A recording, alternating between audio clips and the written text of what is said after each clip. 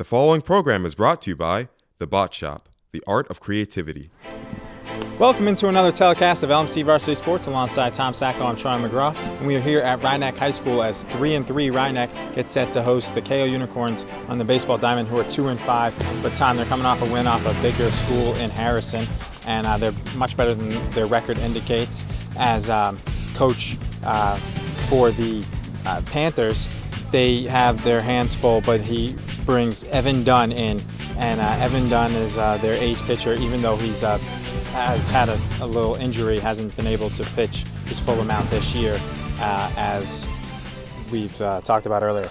Yeah, I mean, like Coach said, that they're not going to take this team for granted. They were underdogs in their last game. They pulled out the win, but I think they should feel pretty good. They got their ace on the mound. It's beautiful baseball weather, unlike the last Rye Neck game that we did that got rained out prematurely. But I think we're going to see a pretty close baseball game, much closer than the records might indicate. So when we get back, we'll have the opening pitch for Rye Neck with their ace, Evan Dunn, on the mound here at Rye Neck.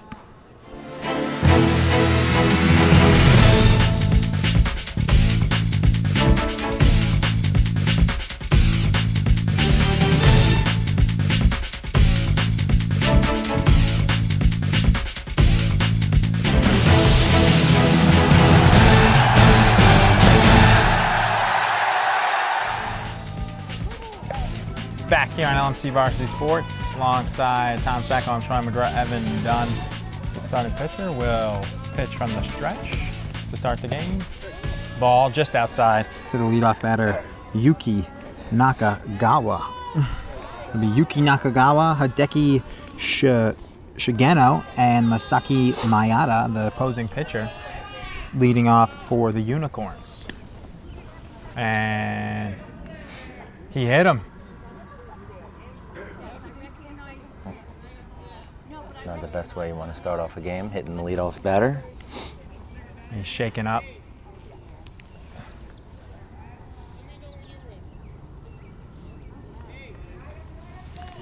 So he'll head to first, and it'll be 2 pitches and a man on first on a hit by pitch for Keio. And like you said, Dunn has been dealing with an injury, so we'll see if that affects his approach or his ability to pitch today. But coach is obviously confident enough to send him out there. So. And Coach Carlucci told us about his injury. I think he said it was in his arm, right? I believe so. Some tightness in his arm, which is never good for a pitcher. Just ask Mets fans about an arm injury that they said DeGrom had, but he should be back on Friday. They said DeGrom. And outside corner, strike one to another lefty, Hideki Shigeno, the shortstop. So with that hit batter, with the leadoff man on, maybe he might be a little hesitant to steal since he got hit right in the leg. And he didn't look, he was limping a little bit, shaking his leg. Foul. It's 0-2 now. Good way to respond after the second pitch of the game. You hit somebody, you come back and you get 2 strikes.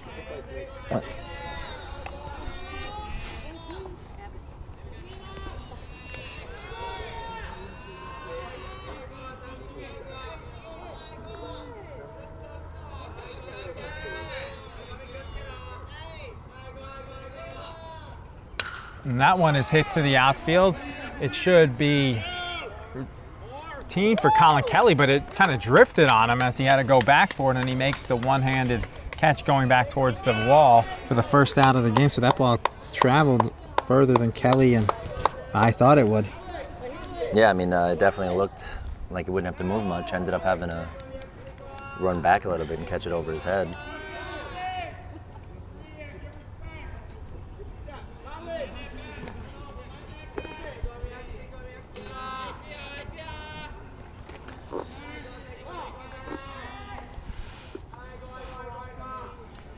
So this will bring up the pitcher, Masaki Mayada.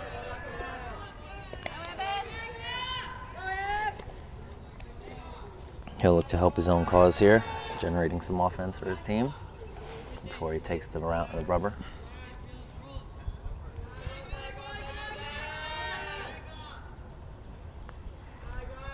Dunn's pitch will be high, ball one. 1-0. Rye Neck is 3-3 after beating Palisades Prep 14-0 Mercy Rule yesterday. Keio upset Harrison. They're 2-5 with Coach Rocky Pascal, their longtime coach, as Coach Joe Carlucci used to be the assistant coach for Keio. And Steele taking off for second, and a good throw would have had him, and it gets by. So that'll be a stolen base and an E2 as the bad throw got by the second baseman, Colasanti. So it's a stolen base for Yuki Nakagawa, and then an error on Matt Corderaro lets him advance to third. So I think that ankle looks okay, although a good throw would have had him. Yeah, one hop did before it got away. If the one hop was on, but the hop was low and made it a tough play. They'll sacrifice a run for an out, which makes sense this early. So that was another ball. 3-0.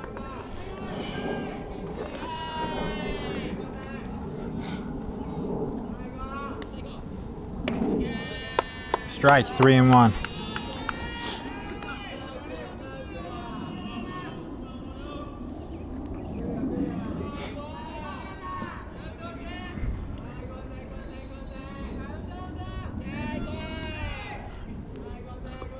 And the 3-1 pitch from Dunn.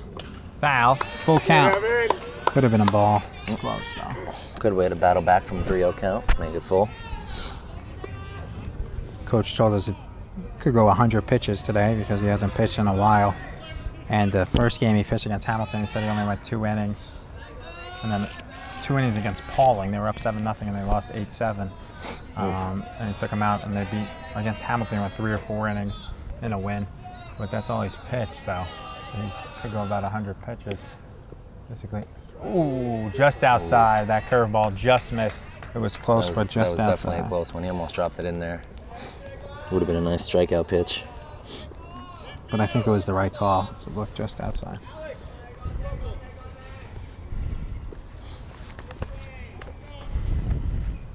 And so the pitcher walks, and the right fielder,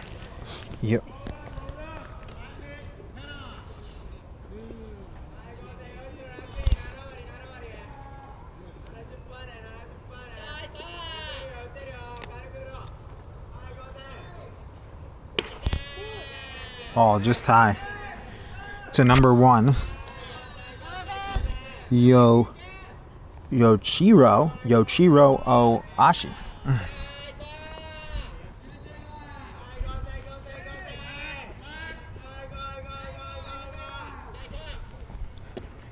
Strike. 1-1. It must be tough for a pitcher to concentrate with all the chatter from the Keio bench. Yeah, I mean, like we talked about before, Keio is always very animated in the dugout.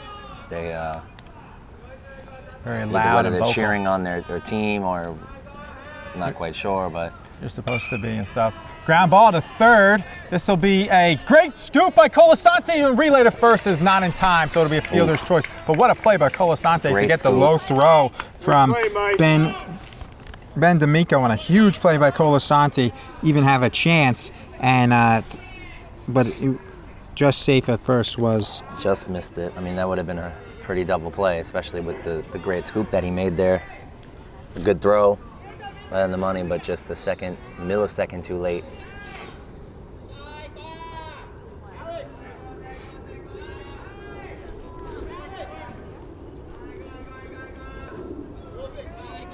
So Ohashi, the right fielder, is at first. RBI. Takes a strike.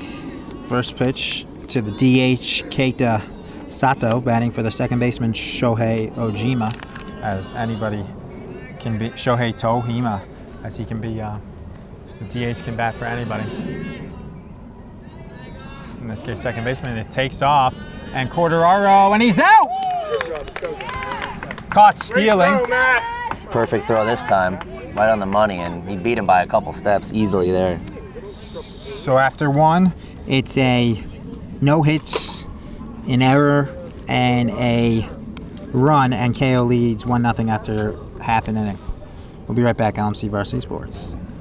Back here on LMC Varsity Sports alongside Tom Sacco, I'm Troy McGraw. Bottom of the first, Colin Kelly leads off as the Rye Neck looks to get back the run that Keio scored. Strike one.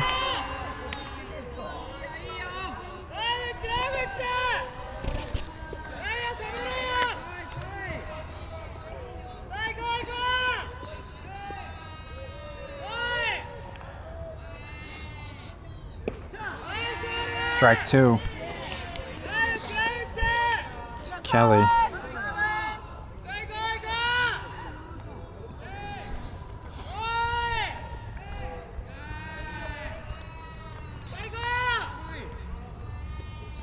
The 0-2 pitch to Kelly. Ball. 1-2.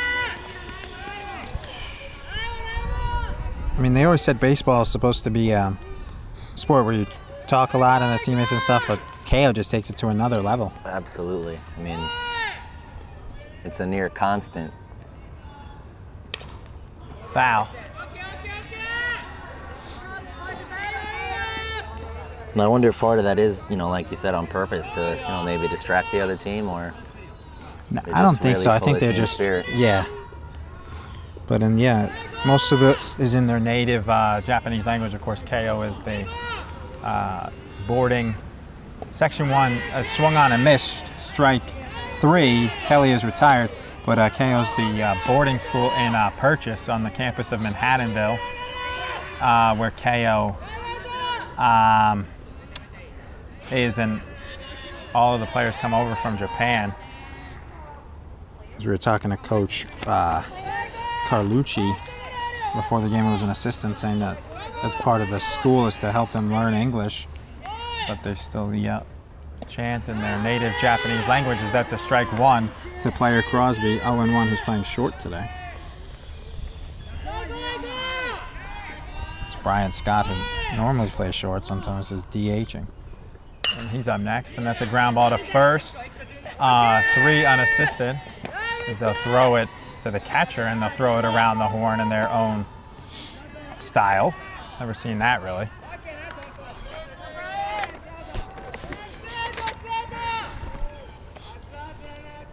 We got Brian Scott, 3-hitter, as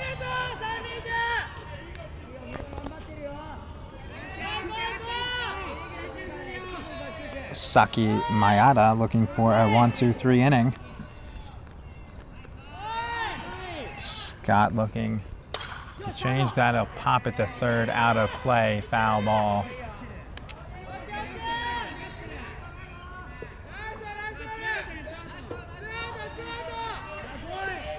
So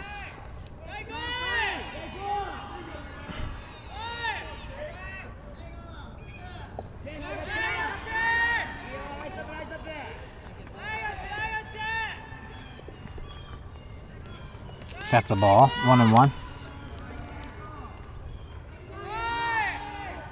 As that was Sota Haraguchi who made the play unassisted at first.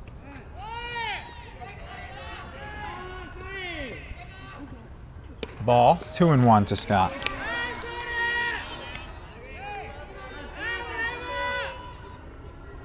As he's DHing for the catcher once again, Matt Corderaro was just catching. So actually error advanced the man to third. If on that throw, on that stolen base, if they had stayed at second and wasn't able to advance to third, they probably wouldn't have scored on the fielder's choice, because it was that double play that wasn't able to turn. It was if he was at second, it was to the third baseman. Who knows what would have happened if the same thing would have happened. Right. Maybe he could have just stepped on third, got the force, and maybe even turned to. As Scott, a defensive swing on a 2-2 pitch, and it's a 1-2-3 inning. Keio throws it around even though the inning's over. As interesting. End of 1-0-0 here at Rye Neck. Back here on LMC Varsity Sports, our cameramen are Rob Moretti, who's also the LMC Varsity Sports producer, Francisco Farizzi, and as that one is laced foul by the 5-hitter, Sato, continuing his bat, and Jareel Semister is the other cameraman. And alongside Tom Sacco, I'm Troy McGraw, 0-1, as it's 1-0 Keio here in the second inning, as Sato, the DH, will have a fresh at-bat, as he was up when Ohashi, the right fielder, got caught stealing. 2-4 Quartararo to Mike Colasanto made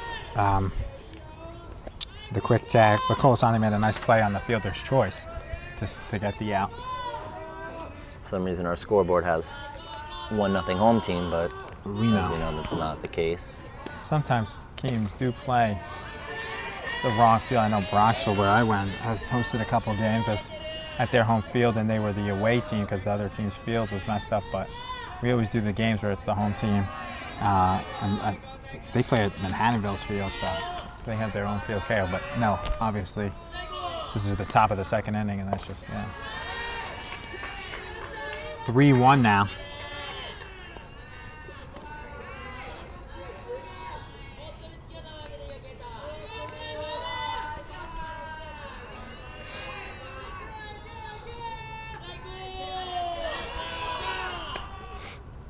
Strike.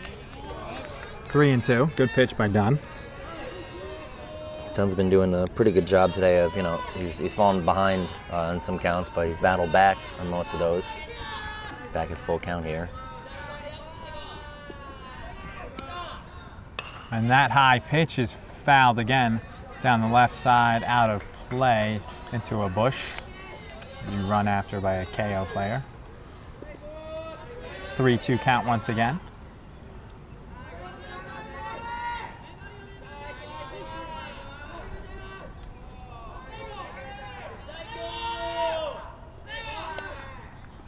And that one is ripped between short and third, and it's a base hit as Crosby did not have a play on it, didn't die for it, and it's a base hit for Sato with Sota Haraguchi coming up.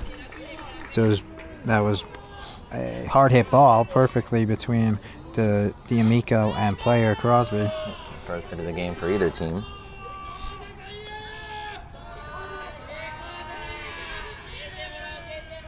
As they scored the run, as they scored on a hit by pitch, a stolen base, and then an error by Quartararo, as that one is hit foul. Chop foul by the lefty Haraguchi, the first baseman. Field lefty and hits lefty. They scored the leadoff man Nakagawa got hit by a pitch, stole second. And then on the throw to second that got by, advanced to third on the error by Quartararo, and scored on the fielder's choice, where the man who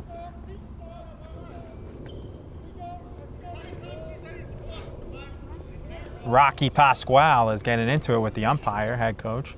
Doesn't understand why that wasn't a balk. He's trying to get an explanation. Big Rocky towering over the umpire.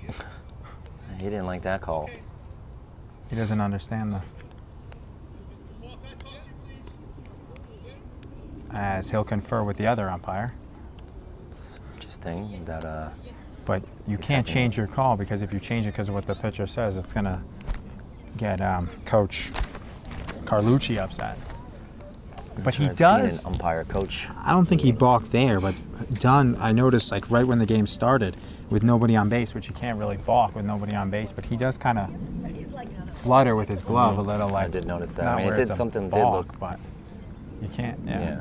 Something did look off for a second there. So the 0-1 pitch, no ball. I guess Dunn is on his last warning though. Does something else. Have to keep an eye on it. I mean, balking, they'll call it. Let's see. Keeps an eye on.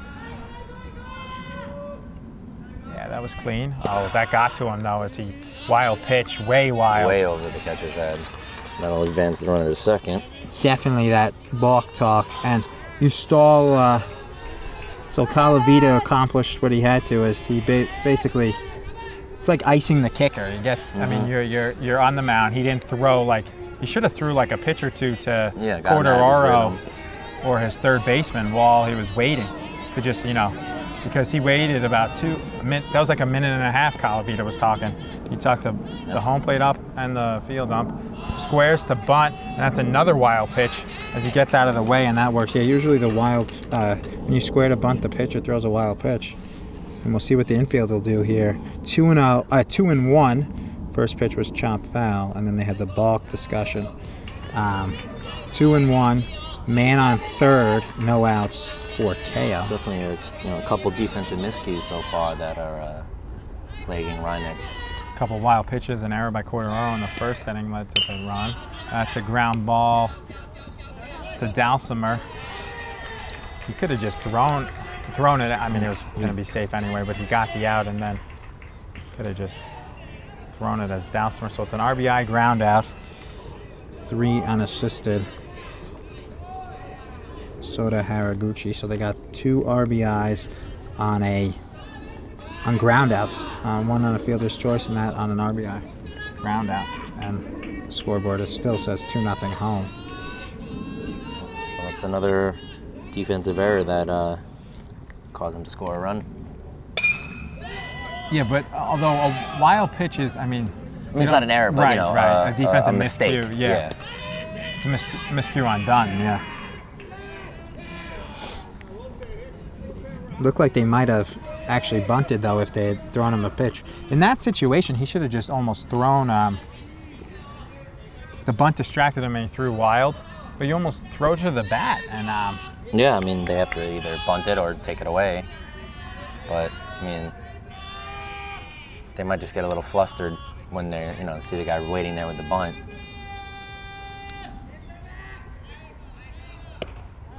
Strike one. So that second hit of the game was by the catcher, Ryan Takai, number 2, catching. So position that he plays, whereas number 2, not many catchers were number 2, but Takai does, and that was a single. To that left side, again, 1 out, man on first for Keio. 1-1 count as that's a ball low. Good stop by Corderaro.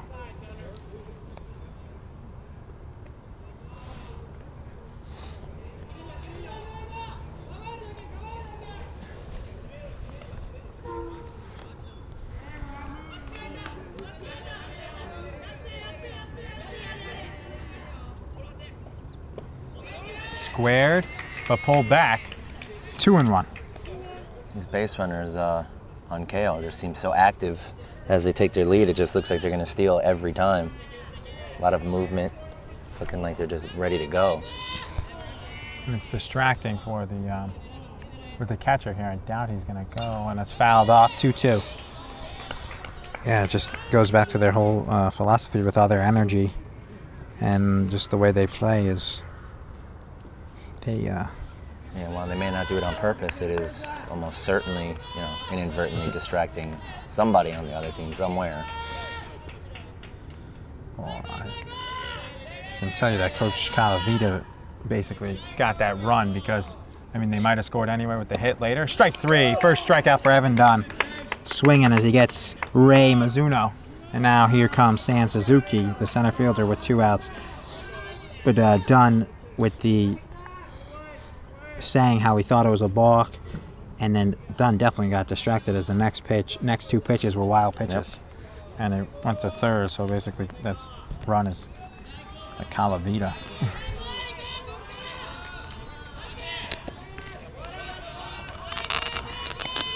Keeping the runner honest there, pickoff attempt.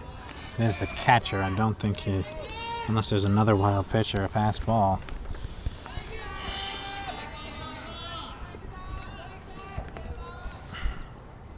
Suzuki, the 9-hitter, strike 1 right down the middle, fastball from Evan Dunn.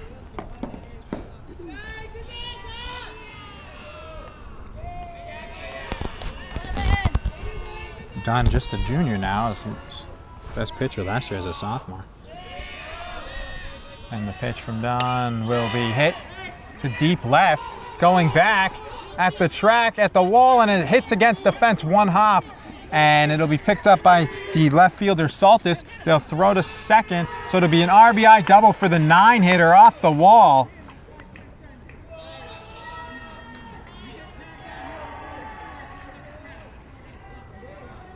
As Coach Calavita has to explain to his runner why he didn't send him to third, because he didn't want him to get tagged out before the run scored with the catcher running, but scoring all the way from first was the catcher to Kai, and it's quickly 3-0 as it's back to the top of the order. So 3 hits in the inning, first 3 hits of the game here in the second for Keio. An RBI double from the 9-hitter, center fielder San Suzuki, and that ball about 8 more feet in. Yeah, that was hit a long way. I mean, that a little bit more air that could have possibly gone out, but nonetheless, he did his job. Right, a little wind with it, and it could have. It would have pushed it out as it on the first hop, and it took a small hop. On the first hop and the small hop, it hit the fence. And then it was played well by Saltis, and they threw to third to not allow the runner to go to third. And this one will be ripped just foul for strike 1. Out of play. Needn't.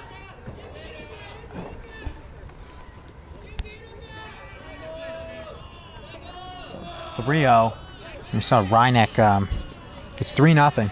We saw Rye Neck go 1-2-3 with 2 strikeouts as the runner takes off for third, and it's a foul ball, strike 2.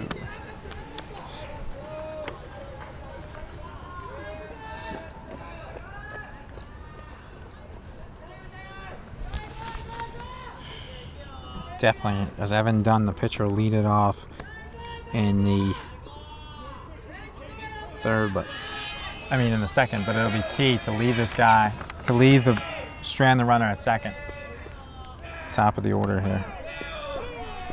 As the batter, he got hit by the pitch, Yuki Nakagawa. Stole second. Reached third on the error on the throw of the stolen base by Quartararo, and that's a ball, 2-2.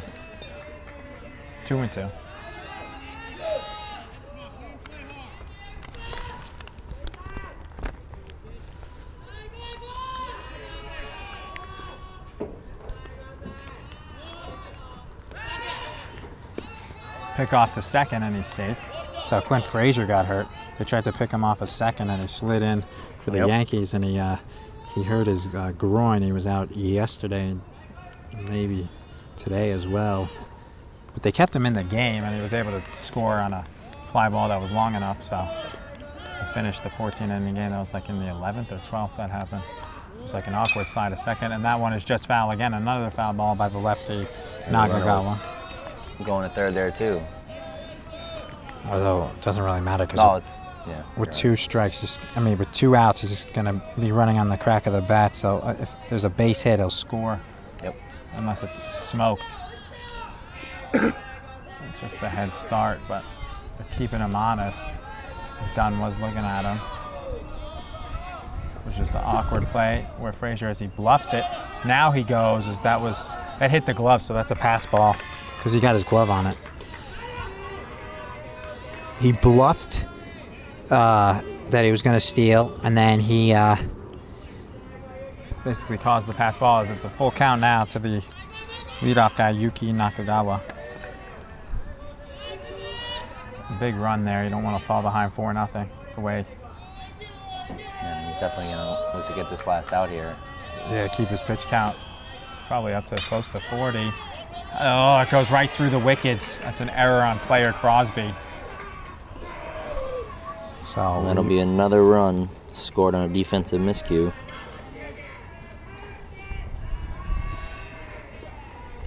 So that's no RBI. Because if they make the play, a hard hit ground ball to short, player Crosby is unable to come up with it as it goes through his glove, and it's 4-0. So that's the second error to go along with 2 wild pitches and a pass ball. An error on Quartararo and an error on... It's too high for a ball. Crosby now.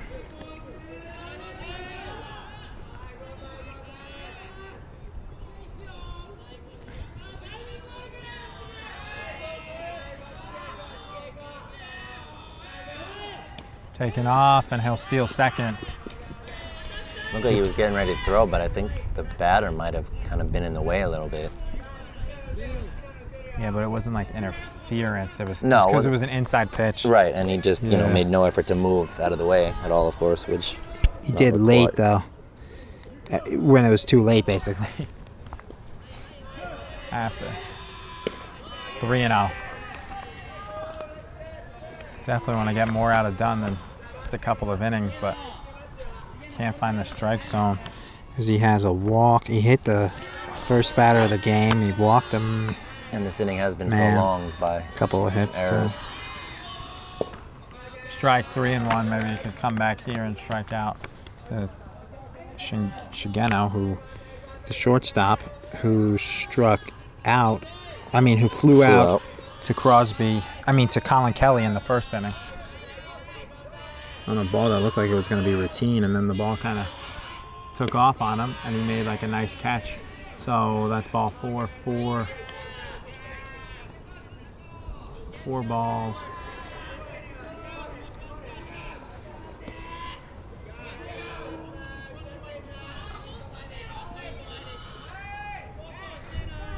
So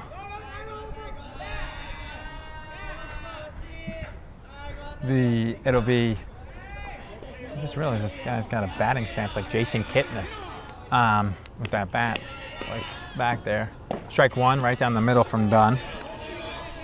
So that was the second walk of the game for Dunn. Miata, the pitcher up now, walked.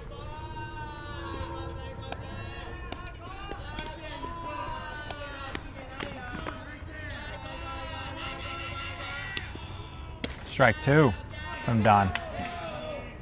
Need it. You just gotta, settle down and throw strikes, and trust his field is behind him.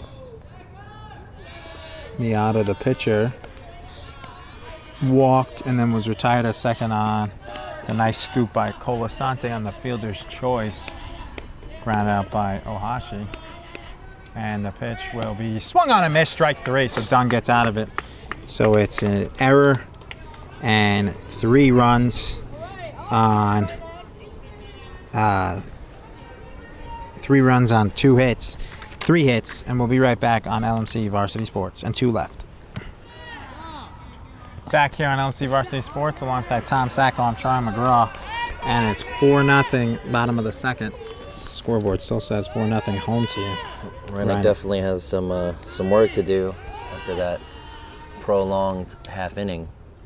The pitcher, Evan Dunn, 2-0. It's a good start. They went down in order last inning, so. With 2 strikeouts. That's right. Colin Kelly led off with a strikeout, ground ball by Flair Crosby to first, and then a strikeout by Scott. And got to take this pitch. 3-0 to Dunn. At the very least, work him a little. Although Kelly, I think, had a 5-pitch, 6-pitch at bat, and it's probably at like 10, about 15 pitches maybe. Ball inside, almost hit him. Dunn will walk. First base runner of the day, and it's the pitcher, Evan Dunn, and that'll bring out the second baseman, Mike Colasanti, who pitched the last game we did against Dobbs.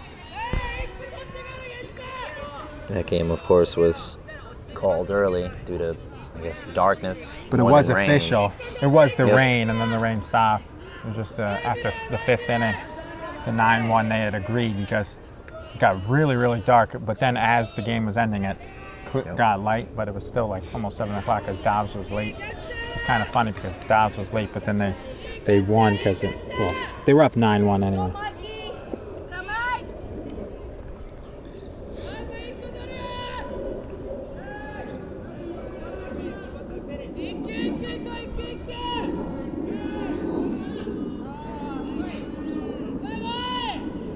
So the 1-0 pitch, 5 balls in a row to start the inning, make it 6, and the catcher bluffs it to first. That is Takai. I'd be taking all the way here until he shows he could throw a strike.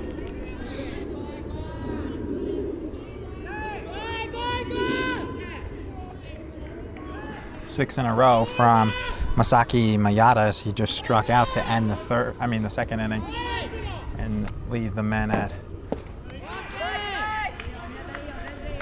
It was a ball, right? 3-0, just low. The way he called it, though, but it was low. 3-0, 7 in a row. I thought it was close, but the way he called it, I thought. Yeah, so with men on first and second, he struck out. Mayata stranded the men, and now he's thrown 7 straight balls, and that's a strike. Taking all the way was Mike Colasanti, 3-1. Is he it?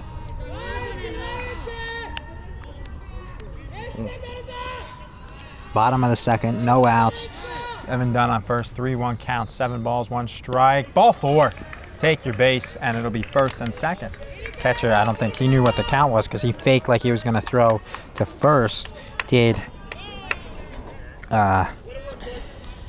Brian Takai. So Mike Colasanti on first, back-to-back walks after a 1-2-3 inning for Masaki Mayada.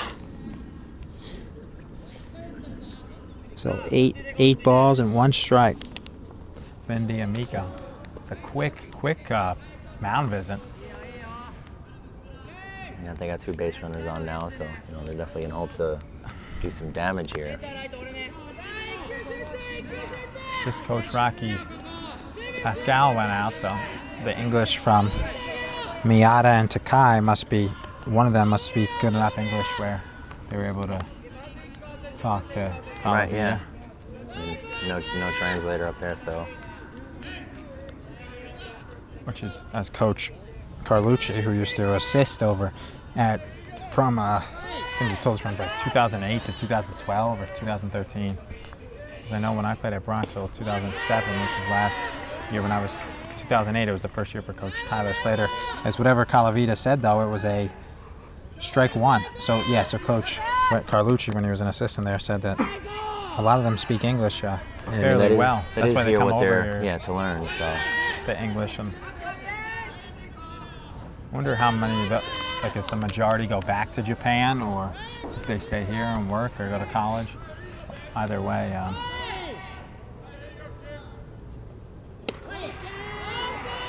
But most of them come from Japan. I know maybe a couple of them may have lived here before, but most of the Keio players come over here to go to the school on the Manhattanville campus and purchase.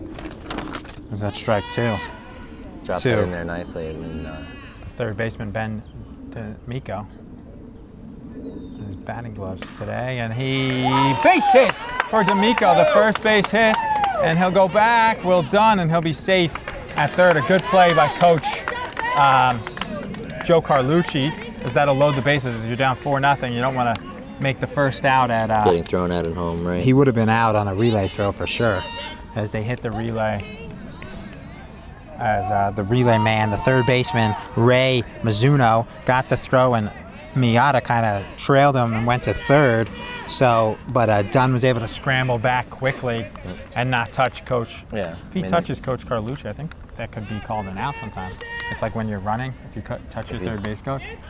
Actually, not really, but yeah, but it could slow him down. Yeah. I mean, you can't purposely stop him. Yeah, and, like you said, no That reason doesn't happen. with no outs and bases loaded. It's better to just play it safe.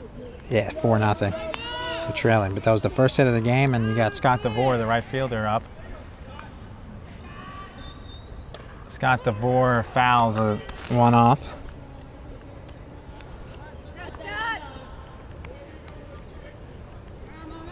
So D'Amico on first, base hit. Colasanti on second, walk and advance on the base hit. And on third is Evan Dunn, who also walked to start the inning on 4 straight pitches. The pitcher done. So it's 4-0, bottom of the second, no outs. Ball 1, 1-1. Definitely the spot that Rye Neck wants to be in right now, and they could score in any multitude of ways now. One big hit could, close that gap very fast. And they definitely need to get some runs on the board here. Strike, 1-2. Swing and a miss. That was a good pitch by Masaki Mayada. Alex Salt is the left fielder, and 8-hitter is on deck. Followed by the first baseman, Sam Dalsimer. Late time called, and the umpire obliged.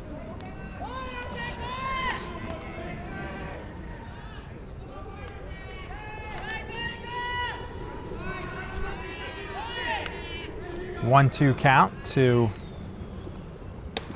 outside and high to DeVore, 2-2. Good job calling time. That kind of distracted. May have thrown him off and allowed that ball there. Mayada. That one foul. So So that was it's the 5th pitch of the at-bat. So the 6th pitch is coming now from Mayata, who's basically doubled his total. First inning, he probably had about 10 pitches. Yeah. This inning, he's had about 20 already, probably. Ball, 3-2, bases loaded, 3-2, no outs, bases loaded. Nowhere to put DeVore for Miata.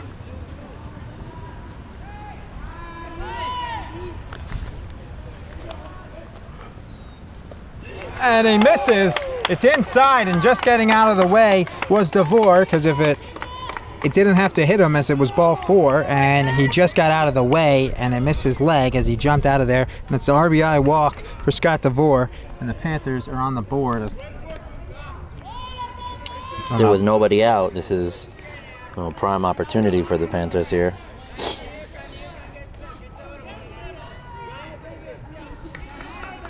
The bases remain loaded.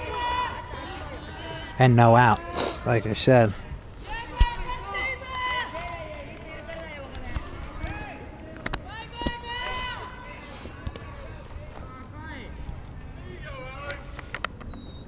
Alex Saltis, ball 1. So it was 1-2 to it was 4 straight balls to That's Dunn, right. 3 straight balls, and then it was 3-1 to Colasanti. Then he walked, and then D'Amico had a base hit. Strike 1, 1-1. But it was 1-2 to Scott DeVore before he lost them and threw 3 straight balls. It was actually that he called time, and that's strike 2 as he thought about swinging. He started his hands, but didn't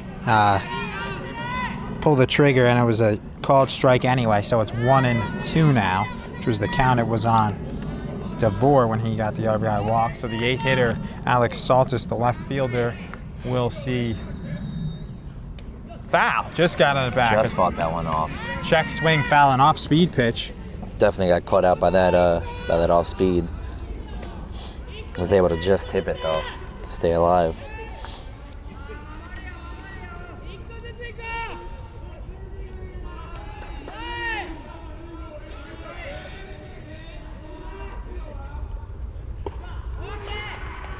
Ball inside, just missed. That was a close one. 2-2.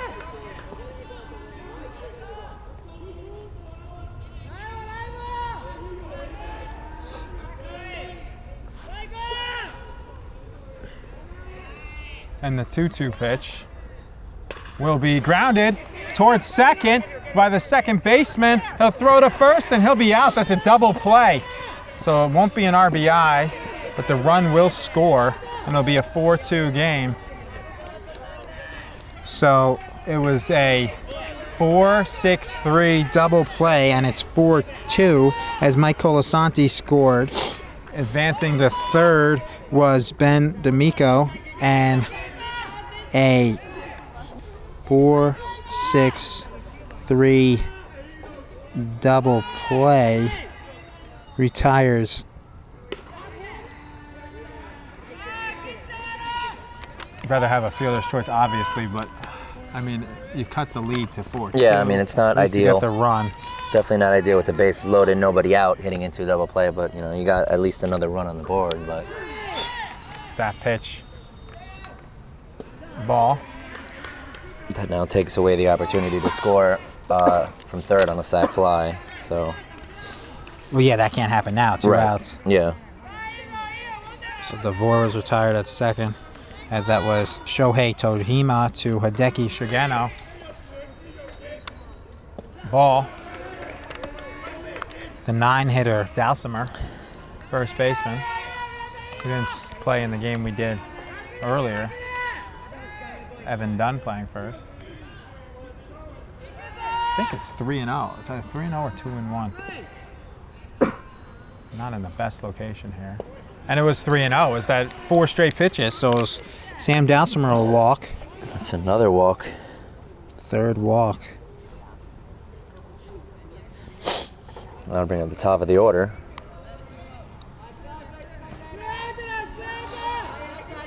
Top of the order, Colin Kelly. Here in the second inning. The way the first inning looked, you didn't think that Kelly would get in at bat here in the second inning, but so it's first and third. Dalsimer probably go at some point.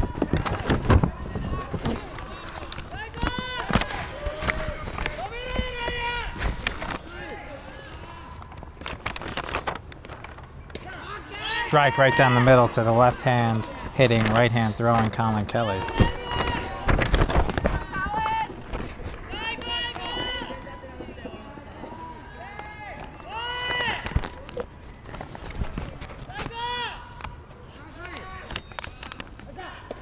And he'll take off and they'll eat the throwing.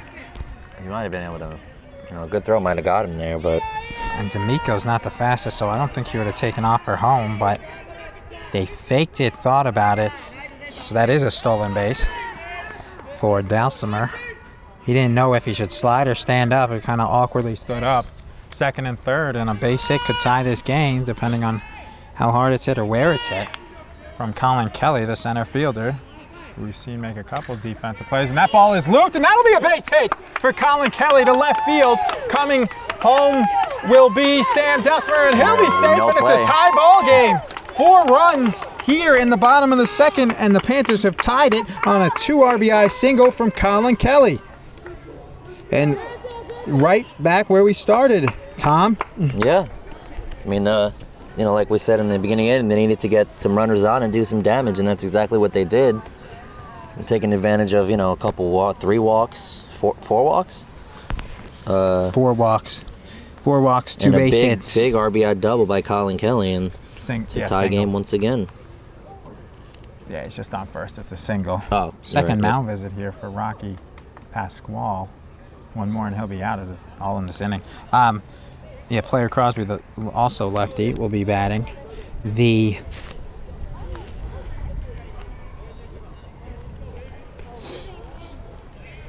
But how big is that play?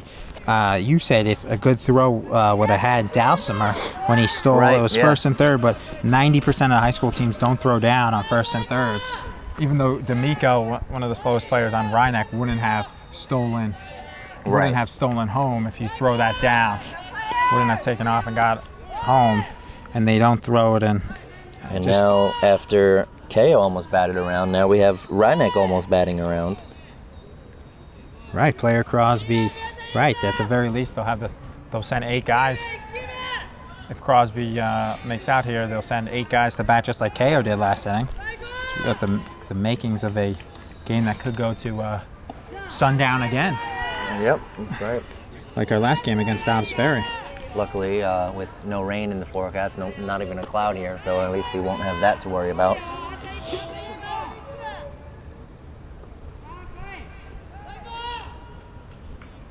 It's just the second inning. It's 5:37. This game started late, but it started probably about like 4:50, 4:47.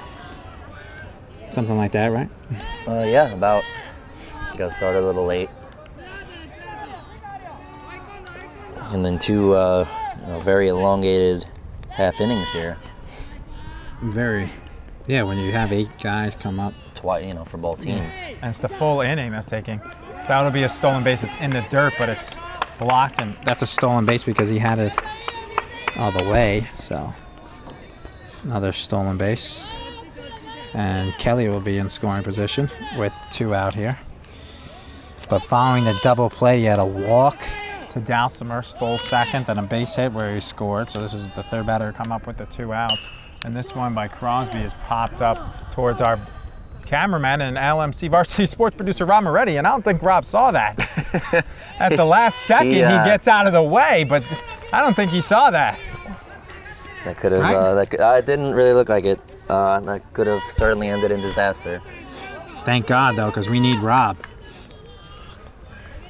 It was a pop-up, though, so I don't think it would have. I mean, if it could have hit the camera or something. So if it hit his head, it still would have run into him or the camera too. And then the lady taking pictures from Keio's, the Keio fan came close to him. Warming up. Done just staying loose. even though he's up in 2 batters. He started the inning, but with the walk and scored. Player Crosby's high pop-up to middle. Keio all calling for it, and the shortstop will get it. But one of his teammates said something late to him. So that'll be Hideki Shigeno will make the play as Crosby's pop-up ends the inning. Big inning it was, though, for Rye Neck. 4 runs on 2 hits, 4 walks, and 1 man left at the end of 2. It is 4-4. Tie game again here at Rye Neck.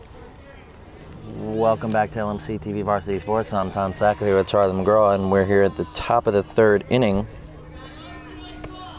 after a big 4-run inning from the Rye Neck Panthers to tie this game up at 4. With just 2 hits in that inning, but 4 walks, 2 stolen bases, and the big blow being the RBI single by Colin Kelly that tied it at 4.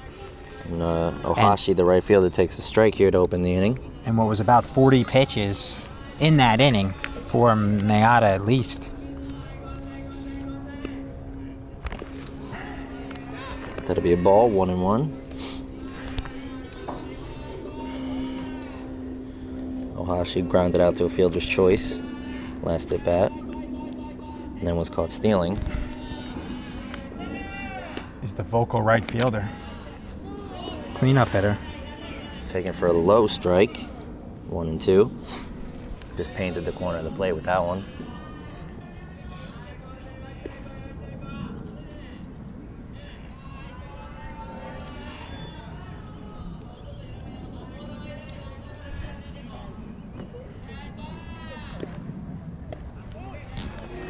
Taken just inside for a ball, even the count at 2-2.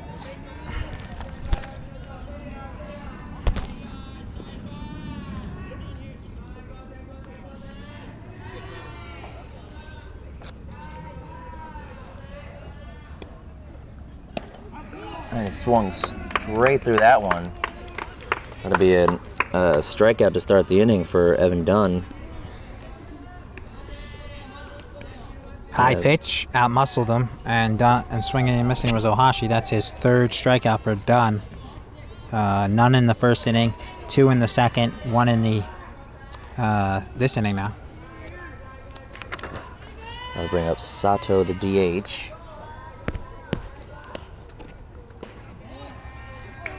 First pitch taken for a low strike.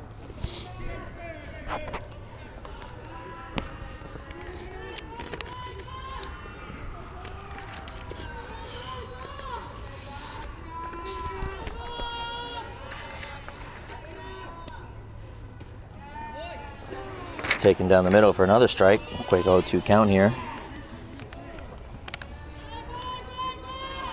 on Keita Sato.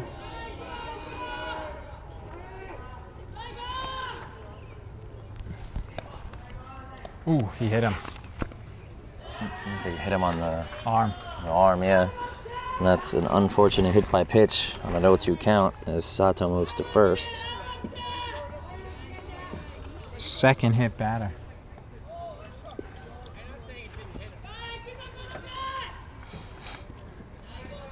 Carlucci didn't understand. The umpire thought he said it didn't hit him, but he was telling, Coach Carlucci was saying, "No, I know it hit him, but he didn't really move out of the way." So bring up Hiraguchi, the first baseman. Sota Hiraguchi. First guy he hit, he started the game with a hit pitch. Yuki Nakagawa, the one where it hit his leg, and then he was It's a ball, too low. shaken up. No. He was limping it off and stuff, and then he was okay. Then he stole, but bottom line, the first guy he hit came around and scored the first run of the game. Right. So we'll see what happens with the second guy he hits, as he's on first right now. Pickoff attempt. Not in time. So the DH has done good. He has a base hit and a run scored. And now he's on first with a hit by pitch for Keio. And that'll be way too low, and that'll get away from the catcher as that moves Sato up to second. I mean, it was way too low and stuff, but I think he got a piece of it. But it's a wild pitch, though, right? because it was in the ground, right? As opposed to a pass ball. Right. Wild pitch. Yeah, I would say probably a wild pitch. Yeah, because it was in the dirt all the way, Maybe and it was 2-0. inside too. It was not. I think he wanted it outside. I think, and he threw it inside. It's in there for a strike. 2-1.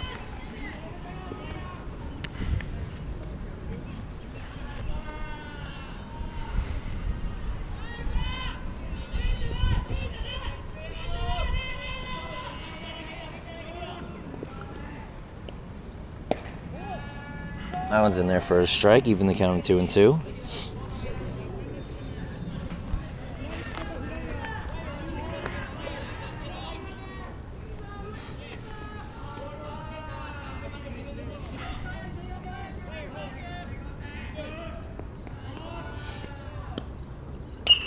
Pitch is fouled off to the right.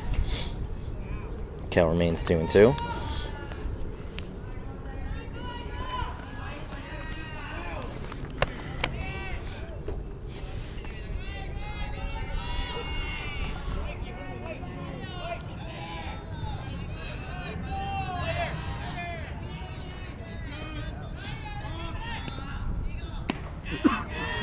It's too high for a ball. That'll bring us to a full count on Hiraguchi. And Sato leads off second. That one's hit right to the shortstop. He scoops it up and throws it on to first for the out. That'll be the second out as Sato advances to third. Crosby kind of hesitated, like he looked at second for a second, made the play, and just got him. As kind of awkwardly ran through first was Hiraguchi, as he kind of like stomped on first, and like if he just kept running, he might have been safe. It was close. But That'll bring up after making the error, though, Crosby is able to make this Brian play. Takai. That one's hit just over the head of the jumping second baseman, and that'll be an RBI single. So Mike Colasanti just missed that one, as he thought he had a shot at it, and he did, but it's an RBI single to make it 5-4 by Takai, the catcher, as a leaping effort by Colasanti, just missing it. So we saw him make a nice play on a fielder's choice before, where he scooped the play up, but I wonder if it was maybe back another half a step if he would have had that, but it was a tough play. He jumped as far as he could, though. Yeah, I mean, he almost got a glove on it, but just over his head. So bring up Ray Mizuno, third baseman. He struck out last at bat. Runner's going. The throw is into center field, but a good backup. It got through the first backup.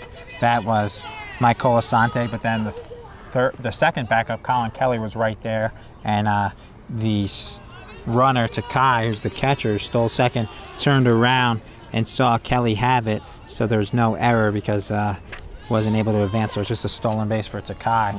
As they good job with the backup, saving him from possibly moving to third. Would have been the second error on the catcher. Mizuno hit this one on the ground. That'll be past the third baseman, as that was a bad hop. Yeah, it looked like it was going to be a routine ground ball, but it kind of like skipped ahead. I have to text our community producer and our boss Rob and see what he says, because he's right over there. But it looked like it was a bad hop, and it should be maybe a hit.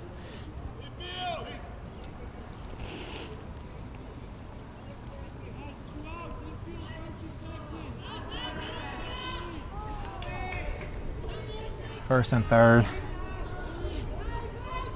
Last hitter, but for Suzuki, who had that big double RBI and advanced to third and scored.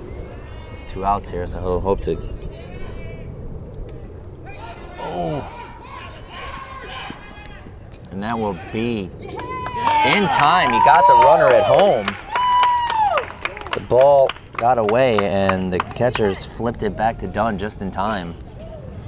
And that will end the inning. I thought he got under it, but the umpire called him out. And it was the slide that did it. So that will end the top of the third. We'll be right back, 5-4 Keio, when we return. Welcome back to LMC Varsity Sports. Bottom of the third inning here. Confirmed with Rob Moretti, LMC Varsity Sports producer, and the cameraman on the third base side that it was a bad hop error. So base hit, last batter, Mizuno. This will bring up Brian Scott, the DH, after Rye Neck almost batted around last inning. Who first batted in the first inning. And he gets hit? He's on first. Oh. Must have got hit. Yeah, I guess they said that hit him. That'll be a hit by pitch as Scott goes to first to bring up Evan Dunn, the pitcher, who walked and scored last time around. He was part of the back-to-back walks.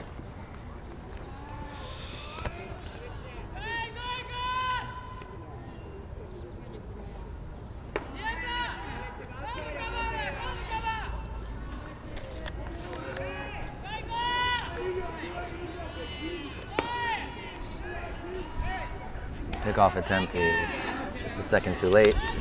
Nice attempt. Keep the runner honest.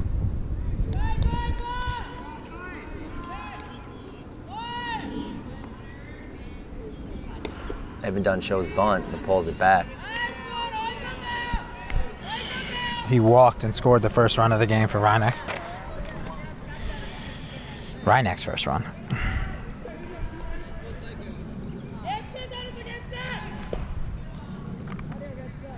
Another pick. Another pickoff, also not in time.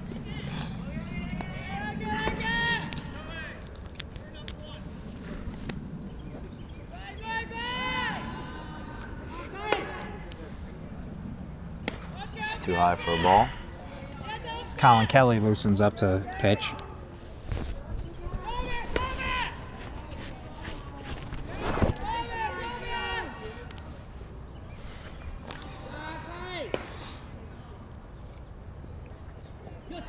Swung at the off-speed pitch in the dirt. That'll be a strikeout as Evan Dunn goes down swinging, which will bring up Mike Colasanti, the second baseman. He walked as well and scored as well last inning.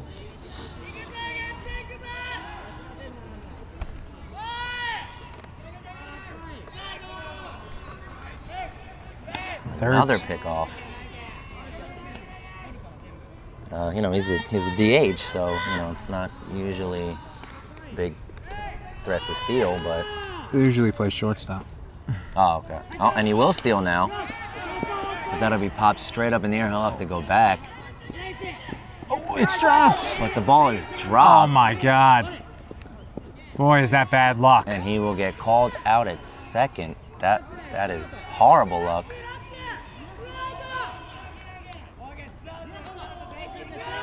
And it's not an infield fly because it No. wasn't in the infield. And there was only one man on. Infield fly, there's got to be two guys on. Oh, that's true. You're right. But so it's a fielder's choice, a 7-4. The thing is, he took off and it was a tough play, and then he went fully back. But even if he went back halfway, they still would have had him. But he was out by a mile. Yeah, I mean, that was another pickoff. A little closer, almost got him there, but that'll bring up Ben D'Amico, the third baseman, who hit a single last at bat. Swinging strike. But, I mean, it was a pop-up in no man's land. It was going to be a tough play. He was Yeah, stealing second. It actually hurt that he was stealing second because he would have went halfway if he wasn't, and he could have beat it. Right. But then he went to stole second, which he had, and then when he saw it high up, he couldn't really get a full view of it, so he went fully back to first, and then he was out by a mile. Right. I mean, on the that's retreat. just. I mean, it's a tough. This is really, he was just in a bad spot there. And We have yet another pickoff attempt. it's the rare 7-4 fielder's choice for Colasanti. Swung on and missed. 2 strikes on him now.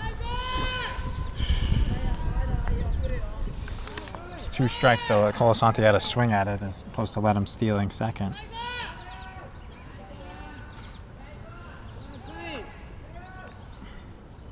Now the runner is going. The throw is too high and he gets under it. It'll be a stolen base for Colasanti. The high throw allowed him to do it. Good play by the shortstop. make the catch. The shortstop cover, yeah. That was the shortstop who made that play jumping up.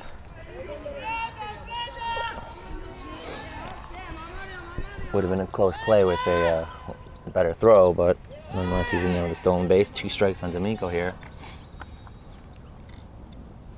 And he swung on and missed, and that will be a strikeout. Swinging strikeout for D'Amico, and that will end the inning. And we'll be back for the top of the 4th after this. Welcome back to LMC Varsity Sports. We are in the top of the 4th inning here as Suzuki will get another at bat here, as Mizuno was the 3rd out, getting thrown out at home last inning.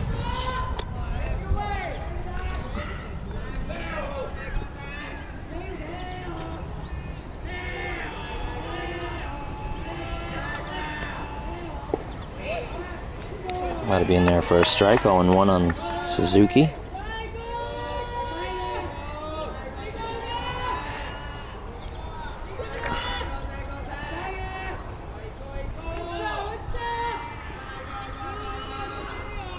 So with Kelly back in center field, Dunn's pitch, ball, but probably the leash is short for Dunn. As he went to the mound, Coach Carlucci said something to him, but if he gets in trouble, they probably will bring Kelly in. His pitch count got to be about 60, 70. That one is hit in between right and center, but the center fielder will make the play on the run. Colin Kelly with another good catch as he fields his position well, and Suzuki gave it a good ride, but nice catch by Colin Kelly. Looked like it might have been about to drop in, but made a nice catch on the run, covered some ground to get over there.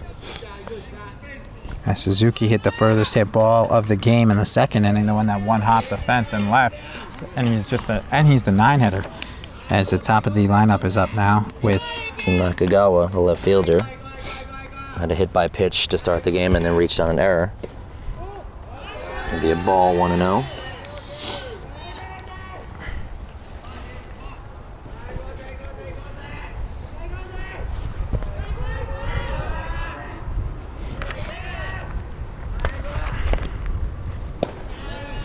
Sitting there for a strike, even the count at 1-1.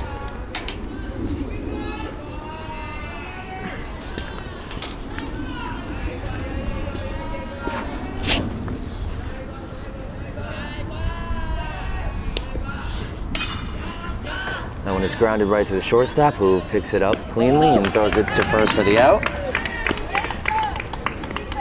As Nakagawa grounds out for the 2nd out of the inning.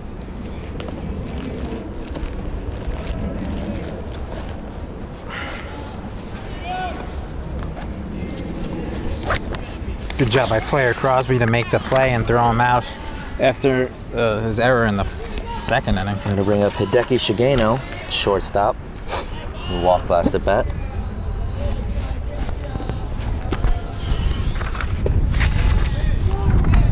It's in there for a strike, 0-1. Dunn looking for his first 1-2-3 inning. Definitely would go a long way in helping him remain in this game. Only faced 4 batters in the first, but the leadoff man scored. And also his first inning without giving up a run. Keio scored 1-3-1 to lead 5-4. Rye Neck with the 4 spot in the 2nd inning. Their 4 runs. This actually was on Nakagawa. Nakagawa, who just grounded out to Crosby, hit the ball. Hit foul. Hit the ball that Crosby booted in the 2nd inning. Be a 1-2 count on Shigeno.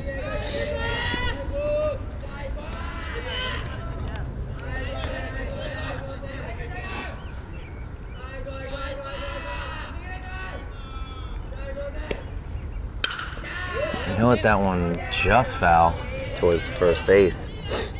Count remains 1-2. A couple of hard hit ground balls foul.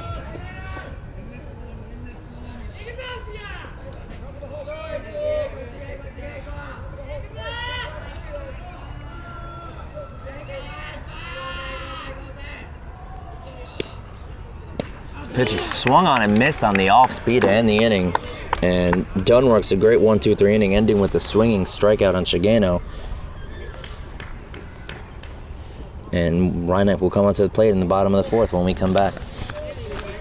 Welcome back to LMC Varsity Sports.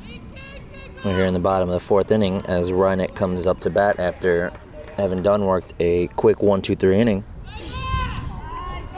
They still trail 5-4, and Scott DeVore will come up to the plate.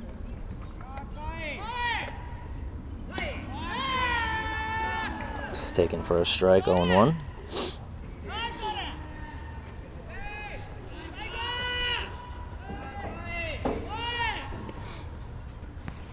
7, 8, 9 for Keio. Scott DeVore. For another strike. Rye Neck as DeVore falls behind 0-2. DeVore, Alex Saltis, Sam Dalsimer.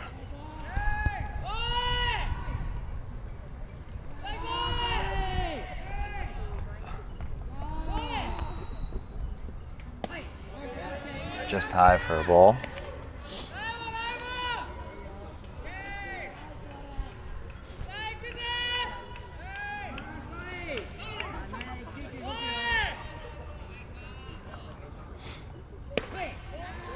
High and inside for a ball, evens the count at 2-2.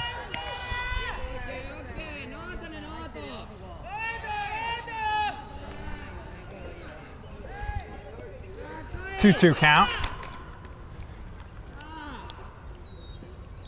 That one is bounced in front of the plate in the dirt.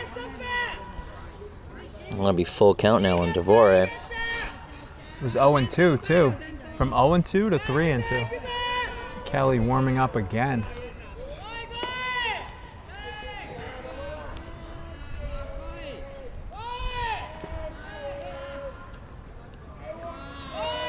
Comes the payoff pitch at full count here.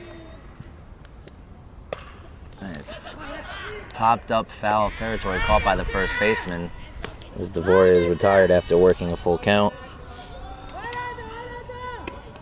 for the first out of the inning. That'll bring up Alex Saltis, the 8-hitter playing left field.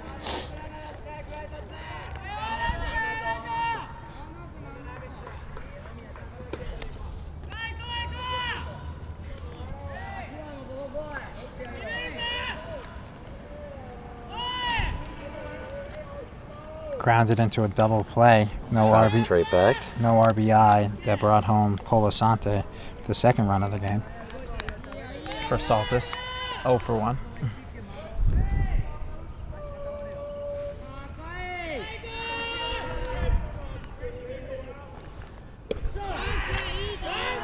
Nice movement on that pitch. It's like a slurve or something. Yeah, I mean, that Slider was- curve. It looked like it was going to hit him, actually. He thought it was going to hit him because he moved and it was right down the middle. 1-2, just missed.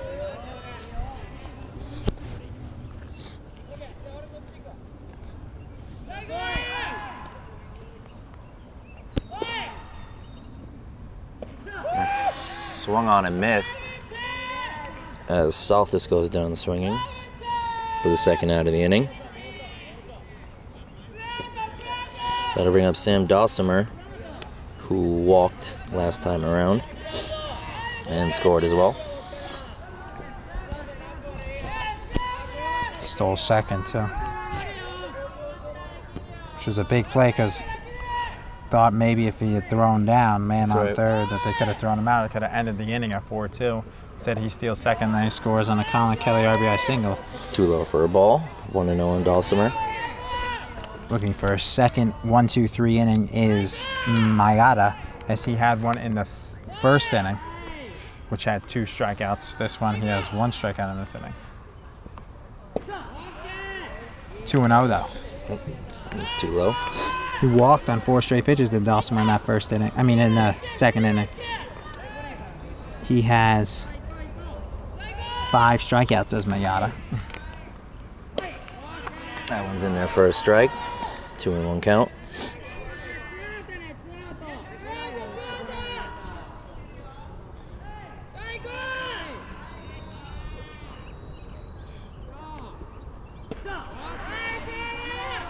That one is right down the middle for a strike. Evens the count of 2-2 here. Tom, that's a good hit. That pitch I would have swung at. Oh, that was a good hit. Yep. Yeah, that was a good hitting pitch. 2-1. 2-1 right down the middle. Fastball, slow fastball. Ooh, got lucky. Just managed to hold up there. Just outside. That'll run the count to full here.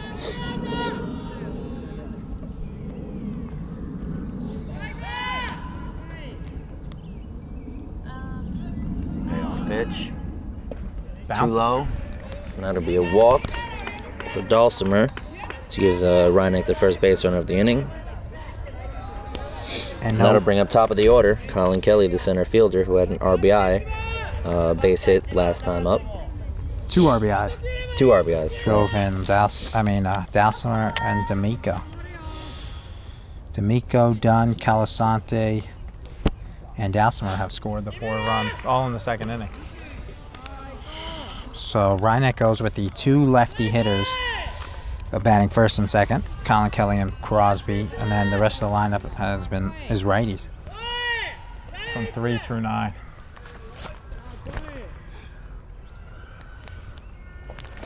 Keio does too, as that one's a ball bounce. Throws the curve, but it bounced.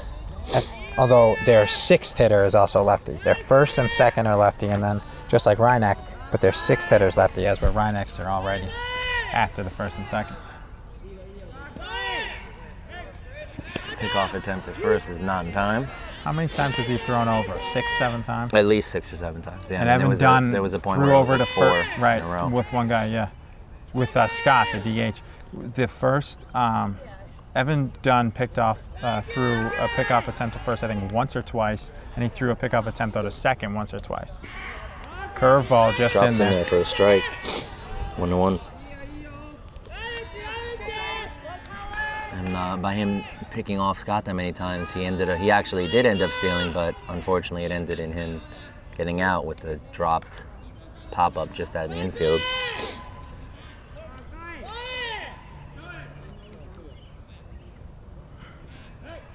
Another pickoff, and He almost got him. That was close. I thought that was. I thought he did. I thought he might have got him there, but luckily the umpire did not think so, as Dulcimer Really close. got back just in time.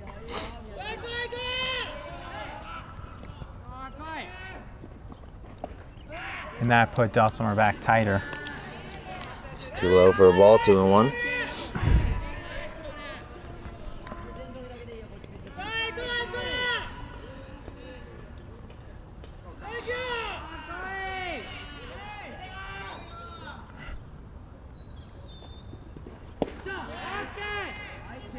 The umpire's been pretty good. That was a ball. Yep. That was a good call. 3-1 count. For the most part. Just out of the zone. I mean, this strike zone's been, for the most part, pretty good. It's hard sometimes to have it all the way, but for the most part, I say he's pretty good strike zone so far. It's just the 4th inning. I'm crazy. 6:15. And that's the ball as Colin Kelly works a walk. He's back-to-back walks now. And Dulcimer moves to second. I'll bring up player Crosby, looking for his first hit today, with runners on first and second. Grounded out to the first baseman Haraguchi in the first, and in the second, during the rally, actually ended the rally. That was 4-4 with the man on second. Kelly made second. He popped up. The shortstop did. Crosby. No, that was a ball high. Curveball just missed. Might have fooled the umpires. It looked like it could have been good. 1-0 count on Crosby. All with 2 outs this rally. 2 men on. As the first 2 made out quick. Devore. Strikeout inside. Just got out of the way there. 2-0.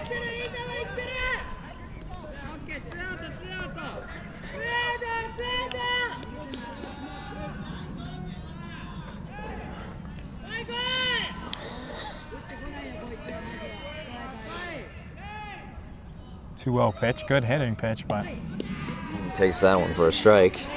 was outside.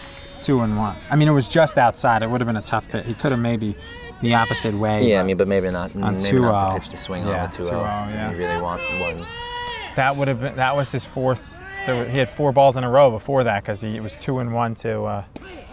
He That one had 3 drops in balls for a strike. Right, he had 5 balls in a row because it was 1-1 to Colin Kelly, and he threw 3 in a row to walk him, and then 2 in a row. Yeah, so he had thrown 5 in a row before that. Now it's 2-2 though. He's been streaky with his pitches in a row. That one is Almost low hit and him. almost, yep. Full count, 2 outs. First and second, they got to be going here. Get a head start. Big And at make bat for sure he Crosby to goes. continue this little mini rally they have going here. Brian Scott on deck.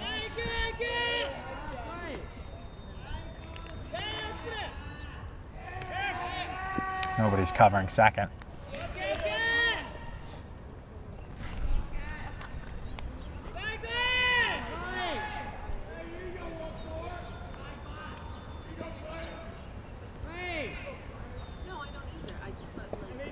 And that'll be too low again, and that'll be a 3rd consecutive walk to load the bases. Huge spot here for Brian Scott, the DH. Yep, and he was hit by a pitch last at bat. And then he had second base stolen, but it was popped up by Mike Colasanti, and then so he went back, but then it was found no man's land, and was thrown out at second.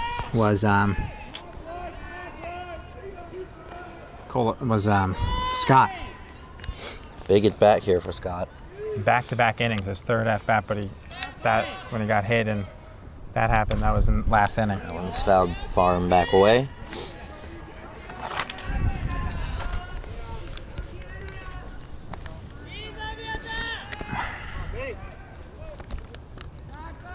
Three walks in a row here with 2 outs to load the bases. After getting the first 2 guys out. Strike, That's just in on their the first outside strike. corner. 1-1. 0-2. Yeah, 0-2.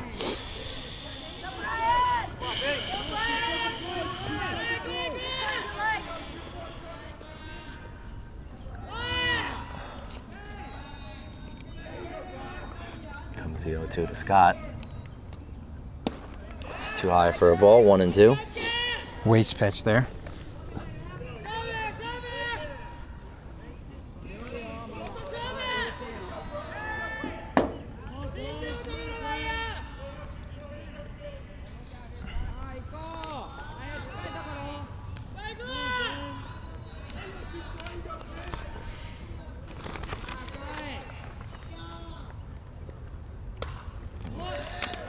Fought off and fouled back out of play. Great job by Scott as that pitch fooled him. Yep. Then he kind of reloaded and just fought it off foul to extend the at-bat in the inning.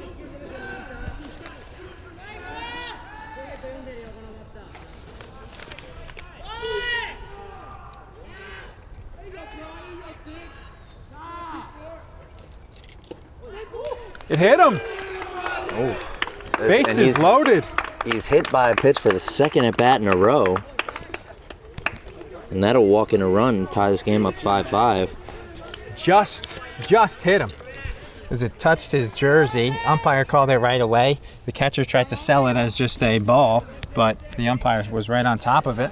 It's the 2nd hit by pitch in a row for Scott, and that'll bring up the pitcher, Evan Dunn. And that'll bring out Coach Pascal to argue that That's 3 straight walks followed by a hit by pitch. did get, and that's an RBI too. So it just got a piece of the jersey, and he went to first quickly. So he didn't. Give them a chance to think otherwise. And it didn't. It's not like it hurt him or anything. But an HBP could be painful.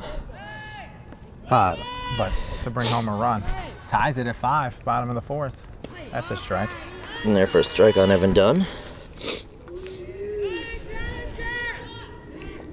Both pitchers with 2 hit by pitch now, but the one guy who got hit by pitch twice was done.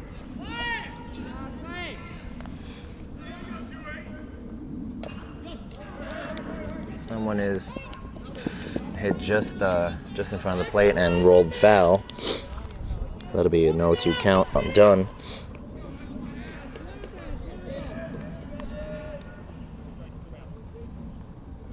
Good comeback by Rye Neck, down 4-0, tied it at 4, all in the second inning. And now they were down 5-4 and tied it with 2 outs too. This is all with 2 outs. A couple walks, 3 walks in a row and a hit by pitch. No hits in this inning either. It's too high for a ball. They only had 2 hits in that second inning too. They had where they scored the 5 runs. They had 4 walks and 2 singles. But a big one was the 2 RBI single by Matt. So they only have 2 hits in the game. And 5 runs. Yeah. Just got the count. And that is in there for a low strike, and that's to be a called strike 3 to end the inning, but not before Rye Neck scores a run on the hit by pitch to tie it up at 5-5, and we'll be back with the top of the 5th after this. Welcome back to LMC Varsity Sports. We're here for the top of the 5th inning as Rye Neck has tied this game up at 5. And the pitcher, Miata, will step up to the plate here.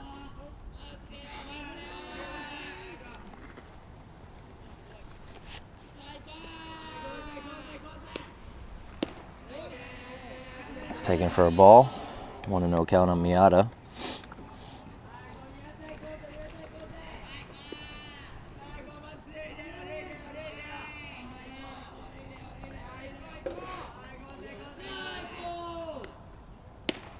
That one swung straight through and missed. 1-1 count.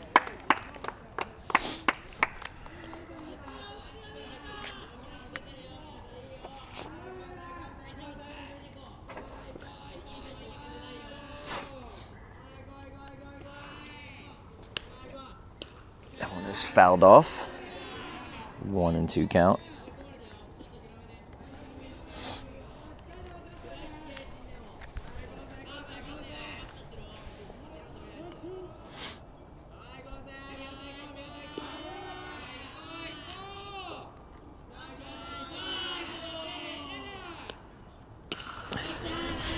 That one is hit on the line right to the shortstop, who fields it cleanly for the first out of the inning. So Miata lines out for the first out. Yeah, player Crosby barely had a move there. Probably about right to him. 2 inches. He moved a little to the right. And there's 1 away. That'll bring up Yoichiro Ohashi.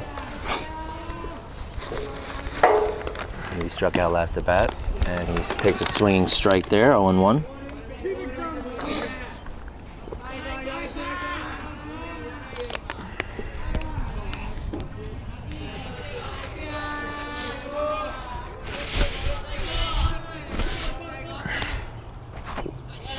It's too low for a ball. 1-1. Got away from the catcher, but no one on base, so it didn't matter.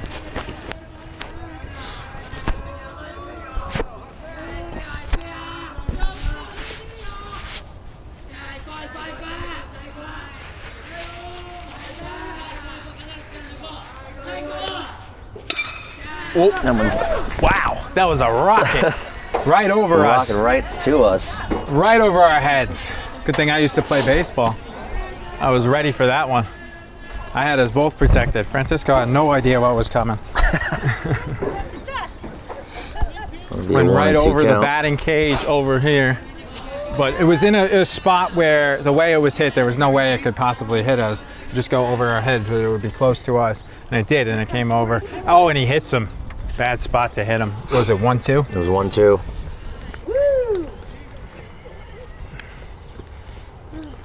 As Ohashi takes first after being hit by that pitch.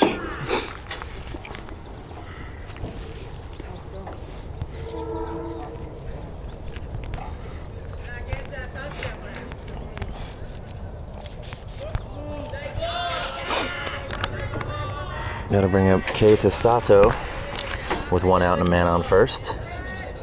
He was also hit by a pitch last at bat and went around to score.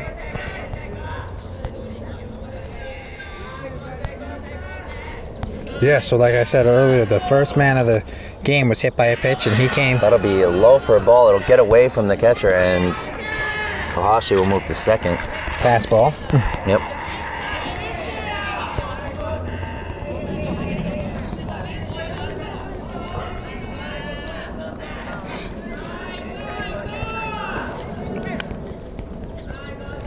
Coach We'll have a Carlucci. mound visit here. Coach Carlucci. And I think they may be making a pitching change here. Well, not yet. No. Or just, Evan Dunn's looked good as the game's gone on. yeah, had some early trouble. But has certainly settled down since. He'll stay in, it looks like. Still about 20 pitches shy of that 100. 10, 15 pitches shy of that 100 count that Coach Carlucci told us about before the game. But everyone who got hit by a pitch scored. The first guy, that Dunn has hit. He hit Nakagawa, the leadoff guy. He hit this batter here, strike. Sato, the DH, who's actually the only player on neither team. Actually, him and Dawson are the only two players to score 2 runs. As Sato had a base hit, advanced to second and third on wild pitches. Then he was hit by a pitch, advanced to second on a wild pitch, and scored on an RBI single. Good pitch by Dunn right after the conference. That one's grounded right to the first baseman, who fields it cleanly, flips it to Dunn, who steps on first for the second out of the inning. Dunn usually plays first when he's not pitching, so As Ohashi moves to third. he knows to cover first. So that'll bring up Hiraguchi with the runner on third and 2 away. Who has an RBI ground out to first and a ground out to short. Rye Neck has 2 errors, though, one by Crosby and one by the catcher, Porteraro. That one's fouled back out of play. 0-1. Rye Neck will have 5, 6, 7 to lead off the bottom of the 5th. Colasante, D'Amico, Scott DeVore.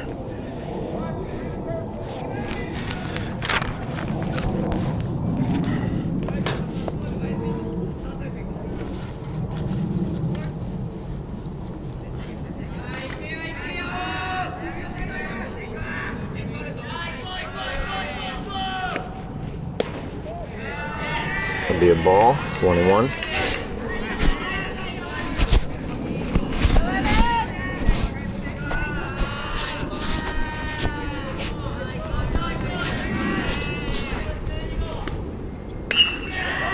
That one is hit hard on the ground to the shortstop, who throws it in a great scoop for the final out of the inning. Another solid inning from Dunn. What a scoop by Dowsimer. Great play by Dossamer. That'll end the 5th inning, the top of the 5th inning, so Rye Neck will come to bat for the bottom of the 5th after this. Welcome back to LMC Varsity Sports.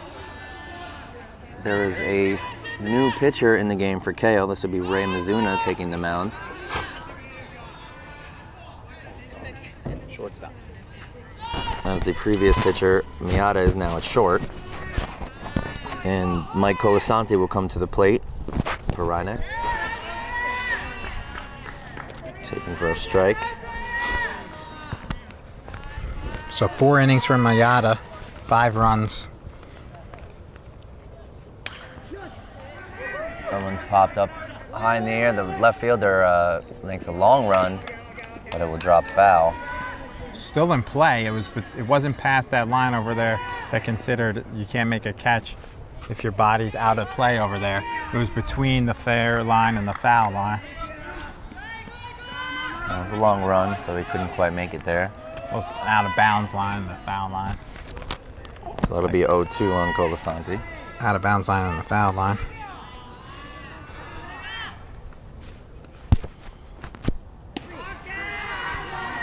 Yeah, so Oh, it was 1-1. So now it's 1-2 as he takes that first strike. So Hideki Shigeno, the shortstop, moved to third, and the pitcher moved to short, Mayudo. Colasanti takes that one low for a ball. Even the count 2-2. Mayada, and the third baseman, Ray Mizuno, moved to pitcher. That one's hit on the ground to the second baseman, who picks it up, fields it cleanly, and over to first for the first out of the inning as Colasanti grounds out.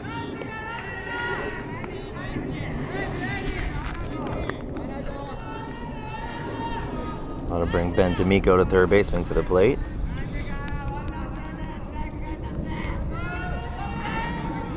He has singled and struck out in this game so far. Scored a run. Yep.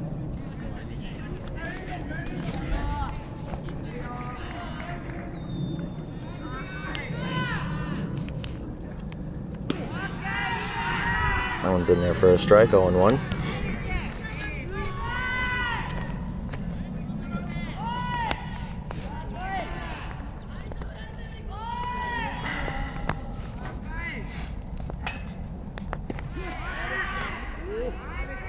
It's too low for a ball. Evens it up at 1-1.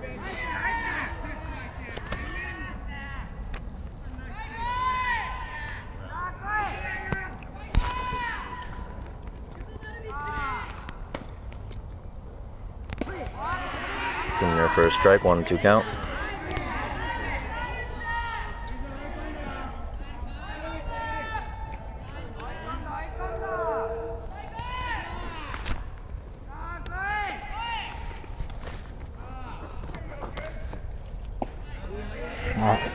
What's that, a knuckleball? Another ball, 2-2. Splitter? Something, yeah. Definitely had some drop to Off it. speed.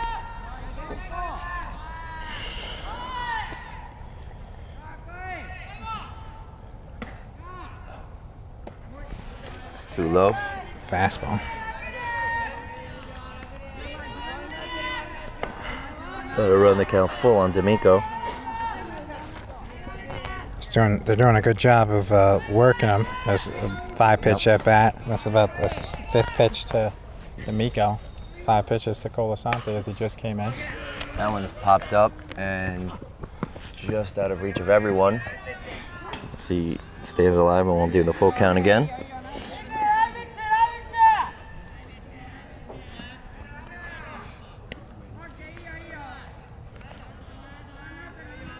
Right fielder was nowhere near that. Not even close, yeah, no. He did more running for the ball and less talking and could have got closer. As is by far the chattiest player on the Keio defense. It's like not even close. Full count, he fouls that one back off to stay alive yet again. It's amazing though that the first baseman was closest to that foul ball. Yeah. And he was about 10, 15 feet from it. And he was running backwards. And he got closest to it. Then the second baseman, then the right fielder. Right fielder, no excuse, he should have been the closest to it. And that one's hit on the line.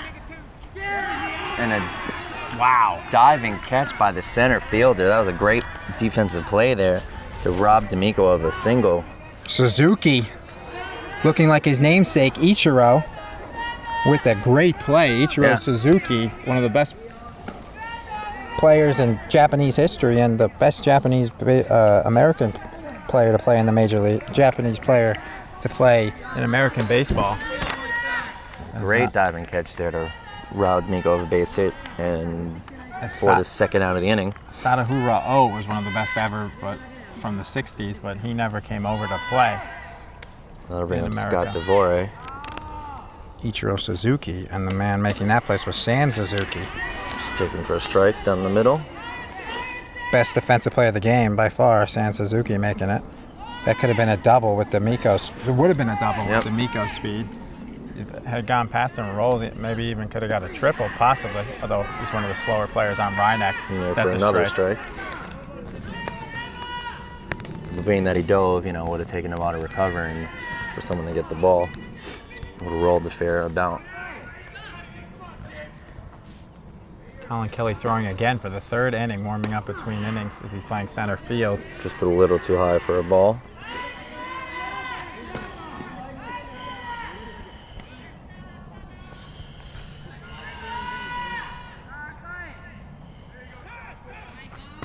Calls time.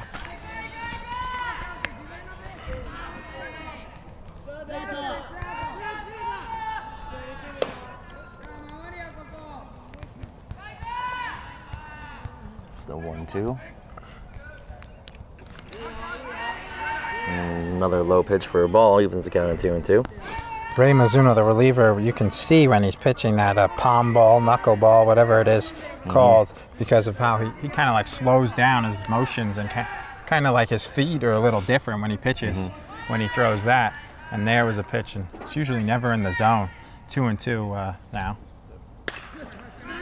That's hit on the ground to the third baseman, who makes a charge and throws it onto first for the final out of the inning. As Mizuno works a 1-2-3 inning. As the fundamental defense continues for Keio, I don't think they've made an error, and they've made some great plays. Yeah, they haven't made an error, and they've made some great plays in the field. That'll end the fifth inning. The game's still tied at 5. And we'll be back with the top of the 6th after this.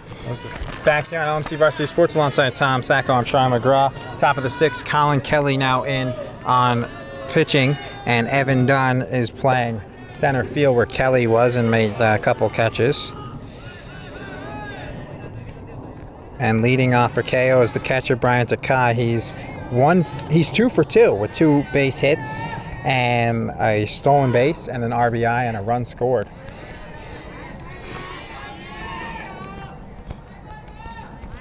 Definitely the guy they want up with 2 hits here, top of the 6th to start the inning. Saw Colin Kelly in relief against Dobbs Ferry in the game. He came in and did good, and it's a base hit, fair ball down the left field line. Bobbled in left, but a good recovery by the left fielder, Alex Saltis, to get it in quickly as it bounced around as he backhanded it instead of going in front of it. But then he was able to stop it in front of him, and Takai, the catcher, was able to stay at first with his 3rd hit of the game. 3 for 3. Have a day. Yeah, RBI is still on base. He's done a little bit of everything.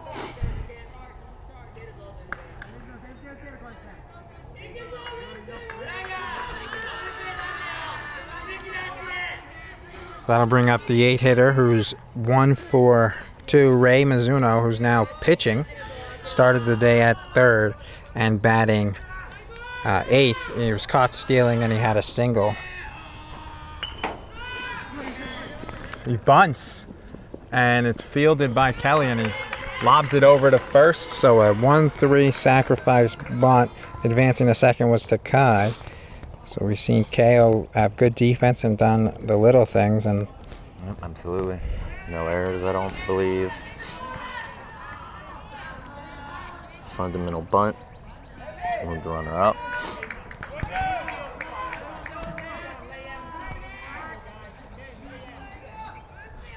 Let's bring up Suzuki, who hit the 2 farthest balls, I would say, today.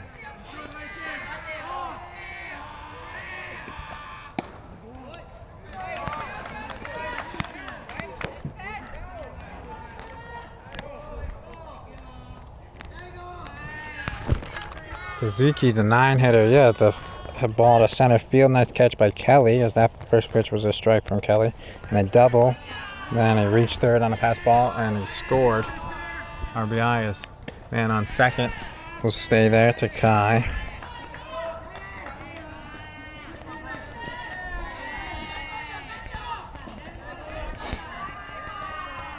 One out, top 6. 9-hitter Suzuki, who just made that great catch in center field on diving Robin D'Amico. Will rip another one. That'll be a base hit to left. Saltis, it gets through him, and that'll allow the go-ahead run to score. So that's a base hit. He's not scoring if that doesn't get he doesn't bobble that. So that's a base hit. At least a play at the plate. And then an error. Because he's not scoring. Coach was holding him. Coach Rocky Pascal was going to hold him up at 3rd. Oh, so then yeah. Because he had him hold up at 3rd, and then when he bobbled it in and got by him, he sent him home. So that's a single, but not an RBI, because an E7 allowing him to score and a base hit. Suzuki 2 for 3 now. But 2 plays in a row. The first play, not in a row, but the hit to 3rd where the Saltis had it, but he kind of bobbled it, but because the catcher Takai was running on the base hit, he stayed there when he blocked it. And then they bunt him to second, and then they hit it to him again, and it goes right through his wickets and scores.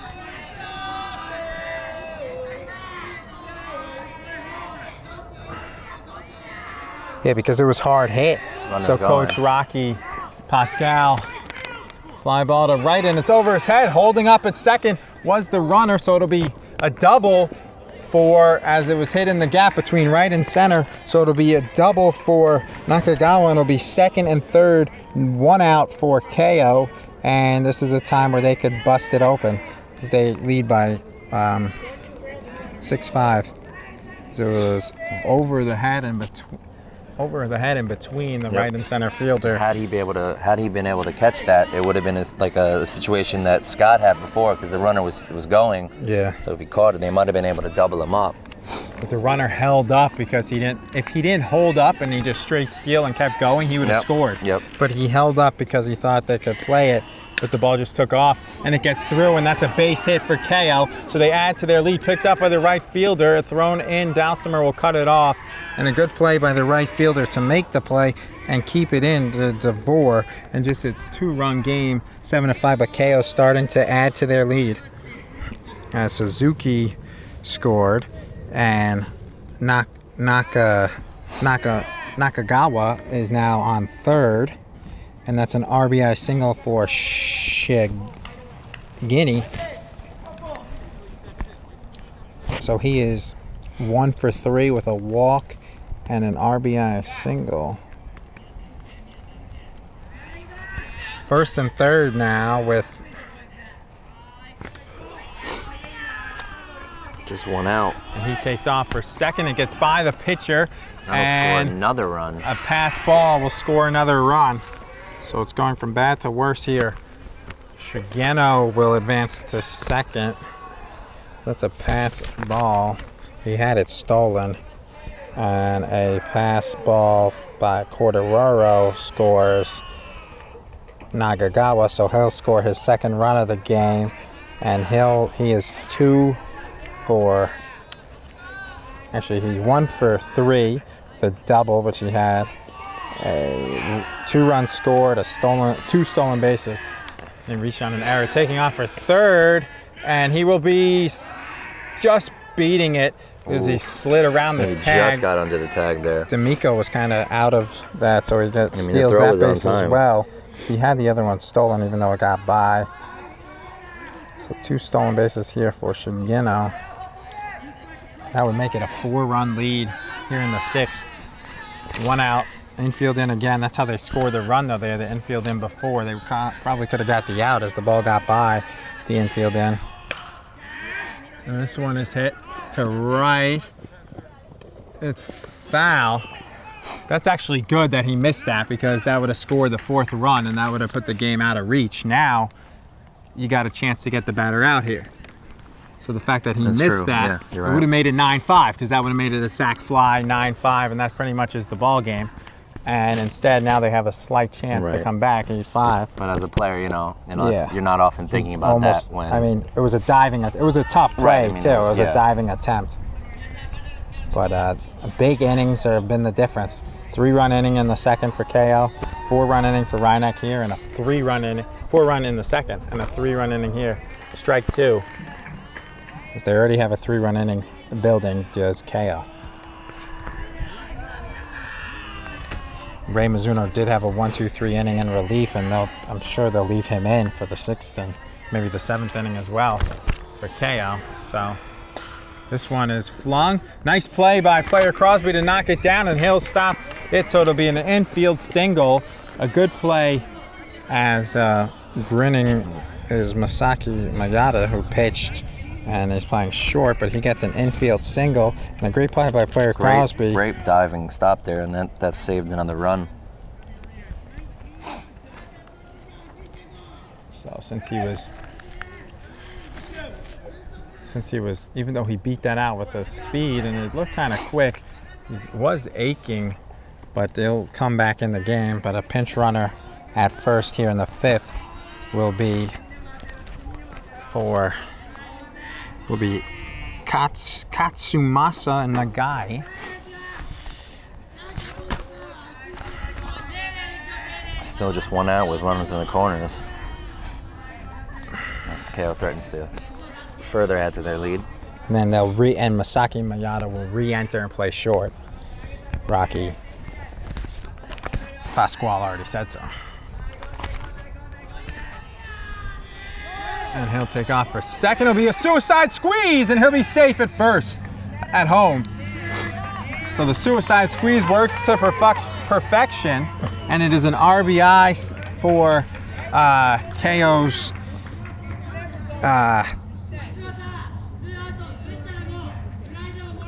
our chatty friend in right field, Yoichiro Ohashi. So an RBI Suicide squeeze. RBI suicide squeeze.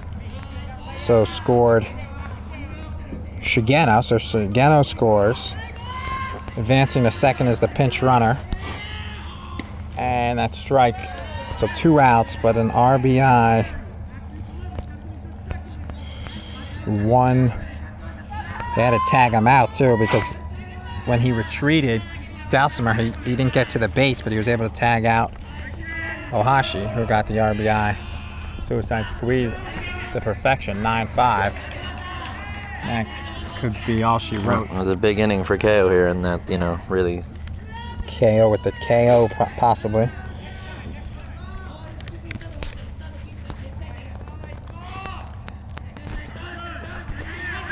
They throw it into center field, and the center fielder, the pinch runner, turns around.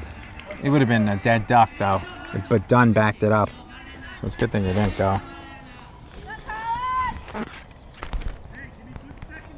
You got to be careful when you do pickoffs to second. Yep, especially second base, yeah. So nobody was there.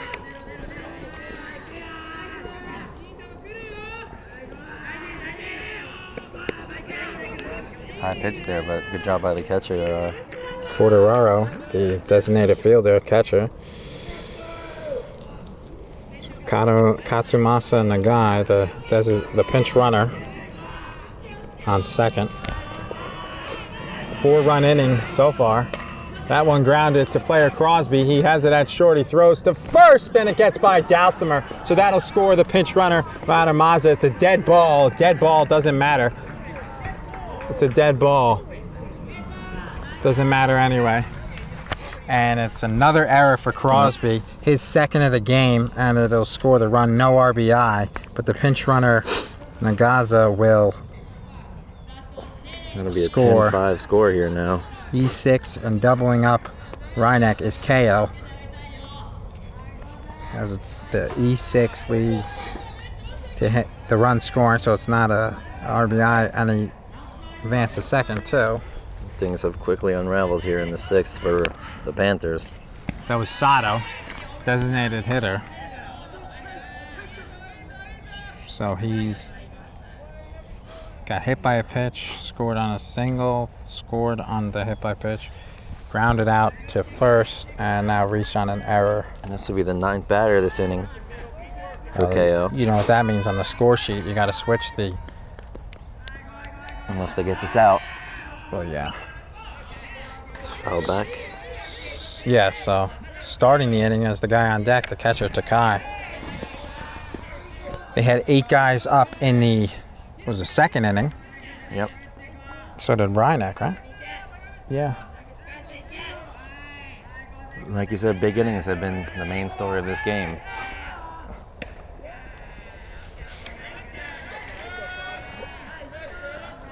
Yeah, 8 guys were up in the second for both Rye Neck and Keio. Yeah, the big innings were the difference. 4 runs in the second, Rye Neck, 3 in the, as it's to second, Colasanti to first, and it goes through Dalsimer's glove, another error. So that'll make it 11-5. So he made the play. That was a good play by Colasanti, yeah. So that's an error on the first baseman, Dalsimer, who we saw have a good scoop. Wasn't able to scoop Crosby's and is not able to make the play, and that allows them to bat around. So Keio will come up for the second time.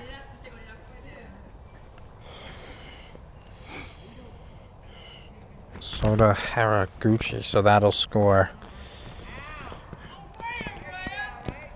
Back-to-back errors there is not what the Panthers need. Without the errors, it would still be 9-5. Now it's 11-5. Especially when you're down so much. 4th error in the game. 2 errors for player Crosby. Actually, Yeah, 2 errors for player Crosby, 1 for Dowsimer now, and 1 for the catcher Cordero.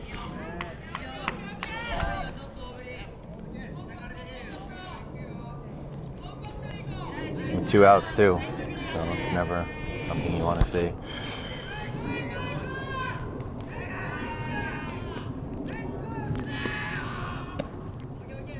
Ball just inside.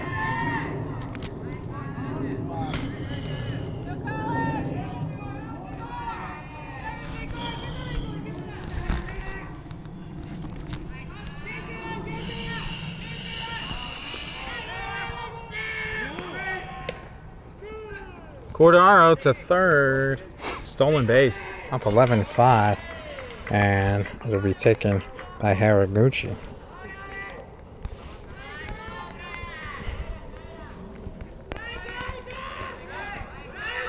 It's a good throw, but just not in time, and got under it.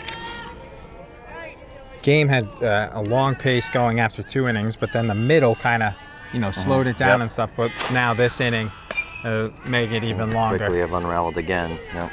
As we started about 4:45, 4:50. It's already 7 o'clock. 10 minutes away from the Mets' first pitch in Queens. We still got an inning and a half left, so. And enough light till 8 o'clock, probably. It's probably not going to be a mercy roll unless Keio adds 4. And with 2 outs, it doesn't seem likely. 3-1. But I mean, Crosby's throw was low. Second error of the game.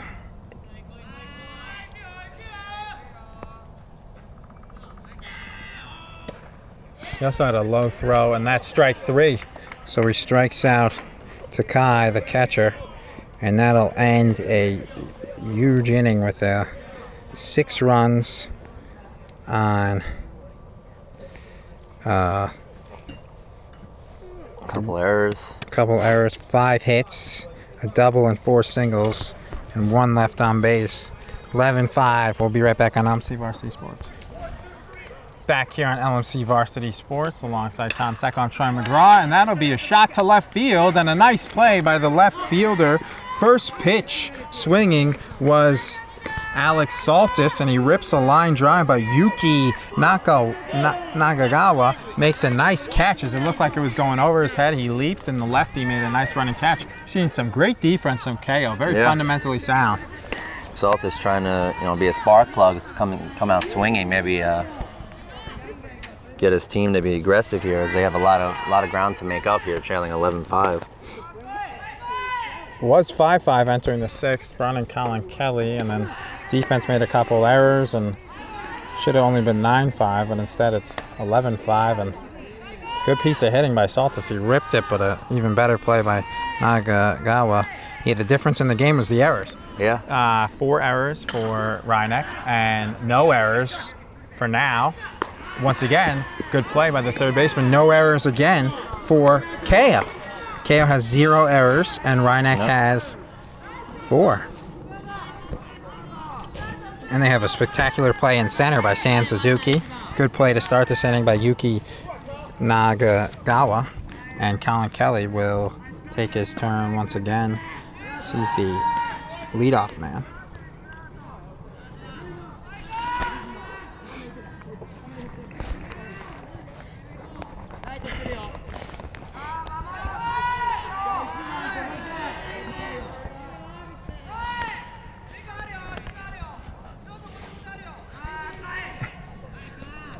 This pitch to Kelly, the lefty, strike 1 right down the middle.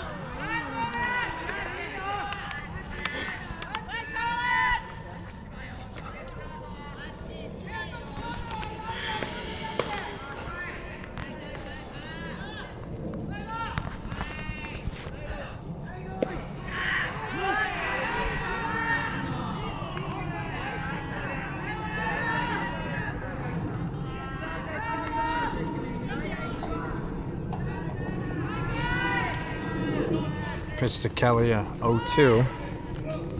This could be that quick inning as the 6th pitch of the inning. 1 pitch, first out, strike 3, swinging. and the inning is over. Very quick inning there. 6 pitches, just what the doctor ordered for Keio.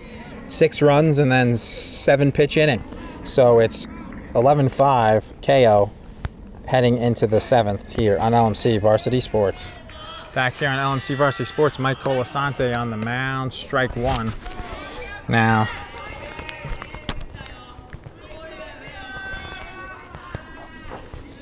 Colin Kelly back in center field.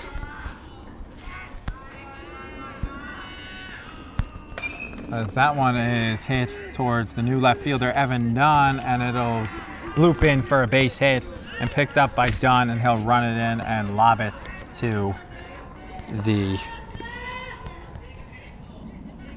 second baseman, Alex Saltis. So Saltis is playing second. Saltis is playing second. Evan Dunn is in left from center. Saltis moved from left to second, and Colin Kelly is back in center. And pitching is Colasante, the last game. Colasante looks good. That was just a bloop single. Yeah. Kelly didn't really have it, but he didn't get help from the defense either. But yeah, those errors with 2 outs, really prolong the inning. A lot of extra runs. Extra pitches for him to throw. So Ray Mizuno with that base hit will hit a sack.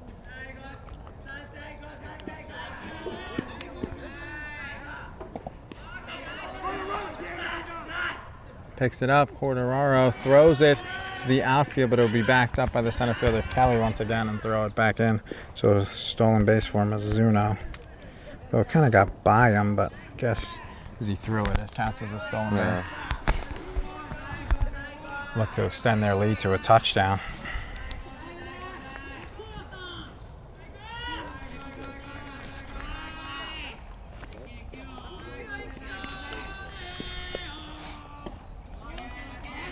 It's low for a ball.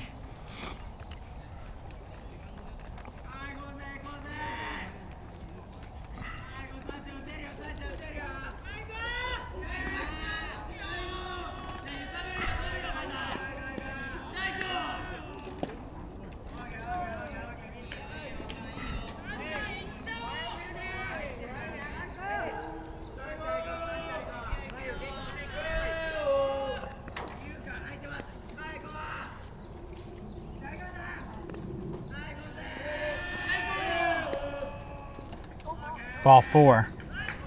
So that'll be another walk for Rye Neck. First walk for Colasante as we head into past the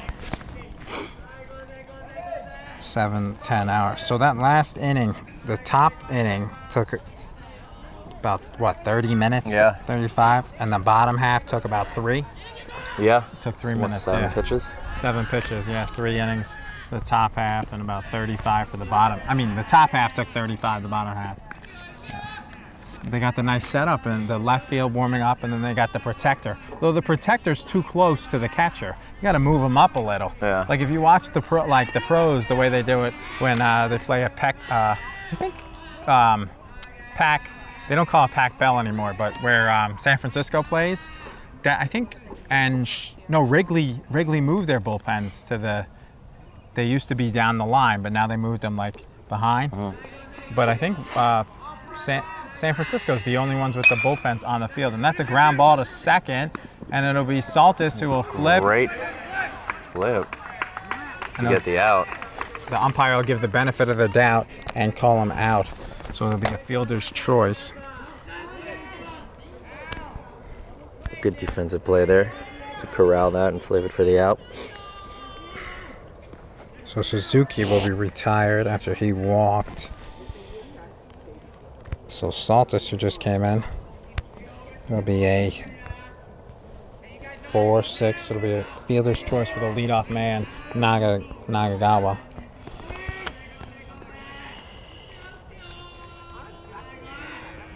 It'll be first and third, and this one is hit to center field. Colin Kelly will drift back on it, and he'll make the catch.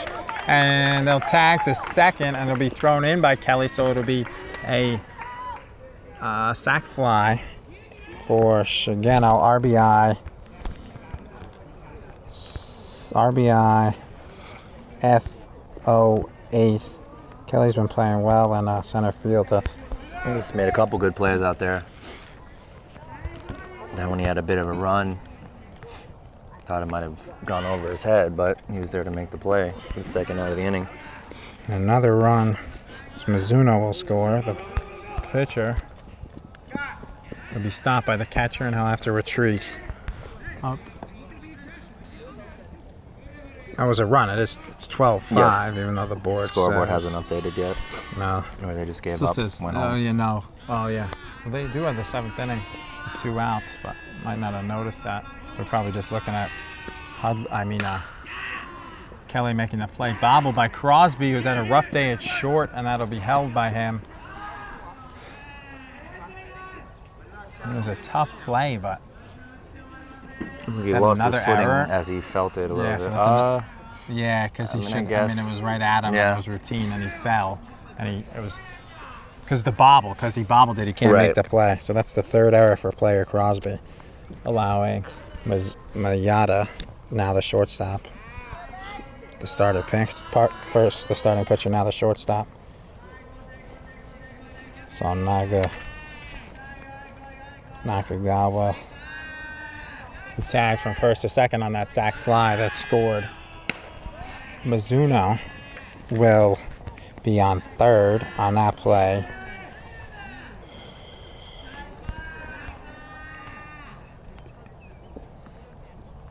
Ohashi, the right fielder, will ground it, base hit, and it'll be 13-5. So 4 runs on top of the 2 runs in this inning on top of the 6 runs. So this is their 3rd inning that they've had with multiple runs. They scored 1 in the first, and their 5th inning with scoring a run. 1 in the first, 3 in the third, 1 in the third, 6 in the 5th. Another big inning for 6 the in the Unicorns. 6th. Unicorns.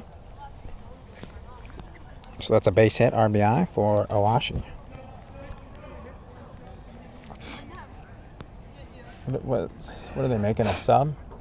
It should be an automatic out. You don't come out quick enough. Yeah, I mean, Seriously. I don't know why they even allow this. I don't know what's going on. What's going on here? I mean, it's 13-5. It's I know. late. Keep it going. What are you doing? No need for these stoppages. I guess know. maybe they wanted to put someone else in. But So then get ready. You had the whole game to be ready. And this new player, who's Tojima Shohei.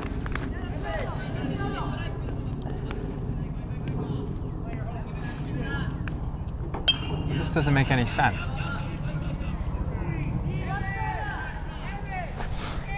fouls that one straight back and out of play.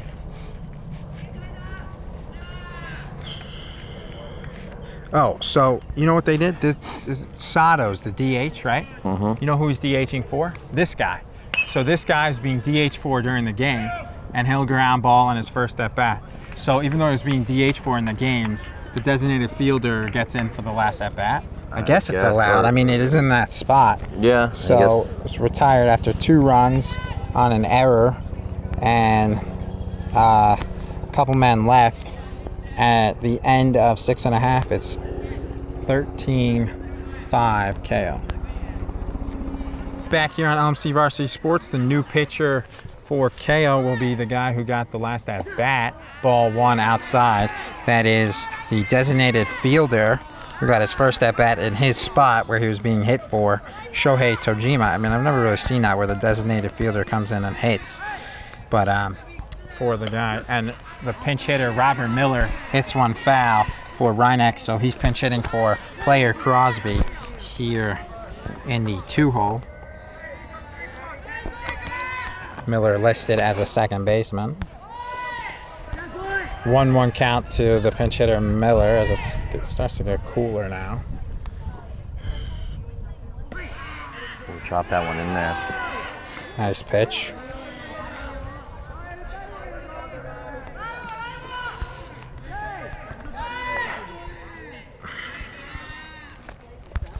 13-5, even though the scoreboard says 12-5, bottom 7.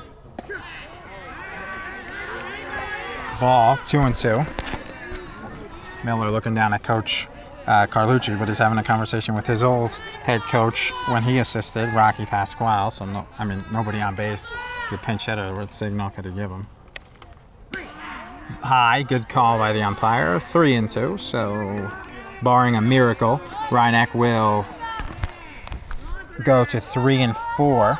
Last time we did a game, whether 2-1, 2-2, they only played 2 games, but they had spring break and didn't really play any games last week. Low, ball 4. Robert Miller with a walk. That was a close pitch, but he just missed it. Did Shohei Tohima, as opposed to Shohei Ohtani, the star. He's just hitting right now because of his Tommy John. His injury, right? But he's still hitting, right? Yeah, he's still hitting. Because he bats lefty, but he hits righty. He hits lefty, but throws righty. And pitches, and he never played the outfield. He just DH'd and pinch hit, but now he just DH. Yeah. He hasn't played in the Yankee series though. I don't think he actually. Did he? I don't think he's played the last 2 games. The Angels. And Trout has a little. Miller could have went there, but didn't. Ball 1-0. To another pinch hitter. Zach Leonto.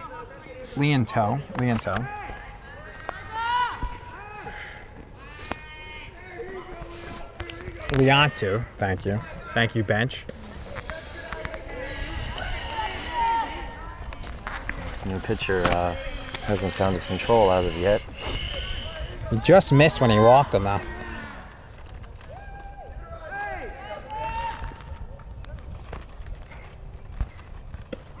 They went.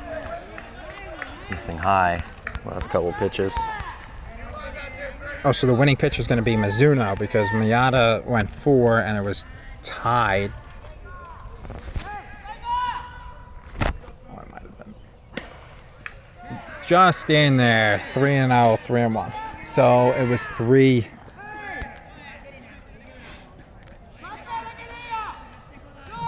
Yeah, because they tied it off of him when he left in the 4th. So Mizuno will get the win with his 2 innings of relief. A ground ball hit by Leonto, and it gets past the. And everyone's safe. It's an error, right? Oh yeah. Yeah, it gets past first error of the game for Keio. On the 3-1 pitch, he bounced one. Would have probably still been a close play at first, but didn't get the chance because of the bobble. So advancing a second was Robert Miller, who walked, and the pinch hitter Leonto gets on an error. So he pinch hit for Brian Scott. And we'll see another pinch hitter, David Malekin. So good to see Coach down 8 runs with subs, even though Coach Rocky. Whoa, what is? Was a balk. A balk. So Shohei with the balk. And it's 2nd and 3rd.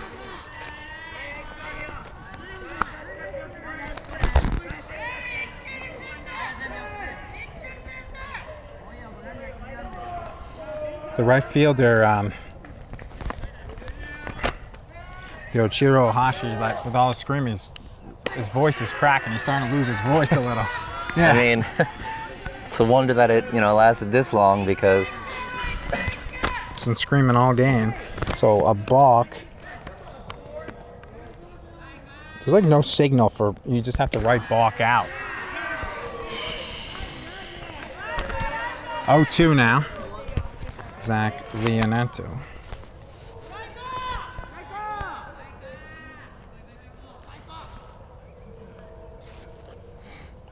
And that's a hit to the outfield, and it gets through into the gap. And that'll be a long single for the David Malekin off the bench. David Malekin with the should have been a double in the gap, but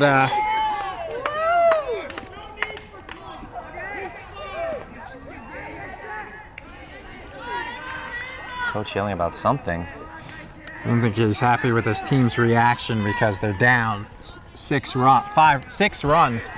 Scoreboard. I mean, they gotta.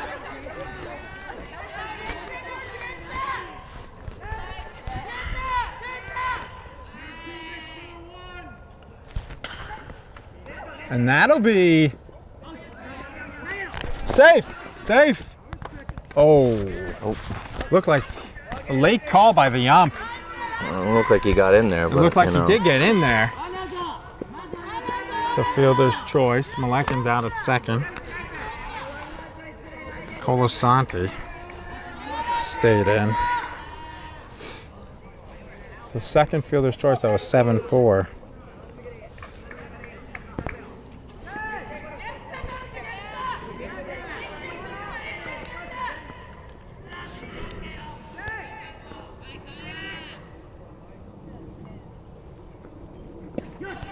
Strike. Ben D'Amico.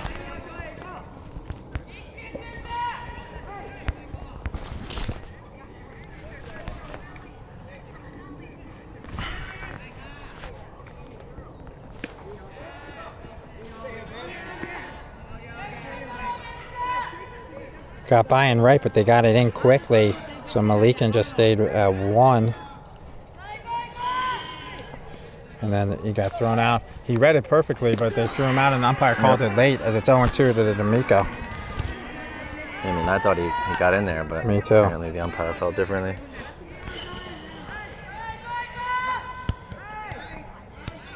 Second 7-4 fielder's choice for Rye Neck. Not often you see that. No. Multiple times in a game. Colasanti on first, D'Amico, 1-2 count.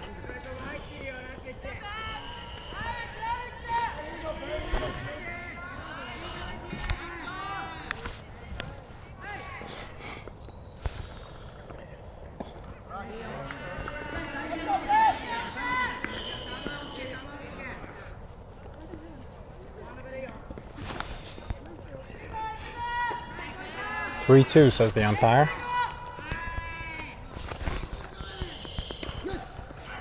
Ground ball, foul. Staying alive there. You hear the first baseman yelled, "Yes!" like really loud on that play. Like, what?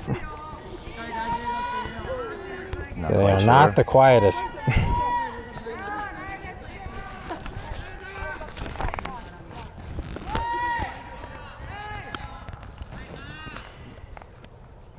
Bouncing ball, full count, and too bad he didn't that he wasn't safe, and there would be bases loaded, no outs. That's right. Still 13-7, even though the scoreboard says 12-7, but a walk to D'Amico. And now it's getting darker. But first and second, DeVore up. Coach used basically his whole bench except Max Saltis. And that one will be hit towards second. Infield fly, batter's out. A late call by the umpire. The field umpire should have made that call earlier. And there was a little miscommunication there. I thought it might have even dropped in because they were both seeming to be calling each other off. Well, it didn't matter because it was caught right. anyway by the second baseman, who is Ray Mizuno. As Ray Mizuno, Shohei Tohima moved to the mound. The pinch, he was the designated fielder, and he moved to the mound. And then Ray Mizuno moved from his 2 innings on the mound to second. Easy sub. They didn't really make any subs. The only sub was that pinch runner, even though they were up by so many runs. Coach basically used his whole bench. Coach Carlucci. The pitch. Off-speed pitch to Saltis, the 8-hitter. The seventh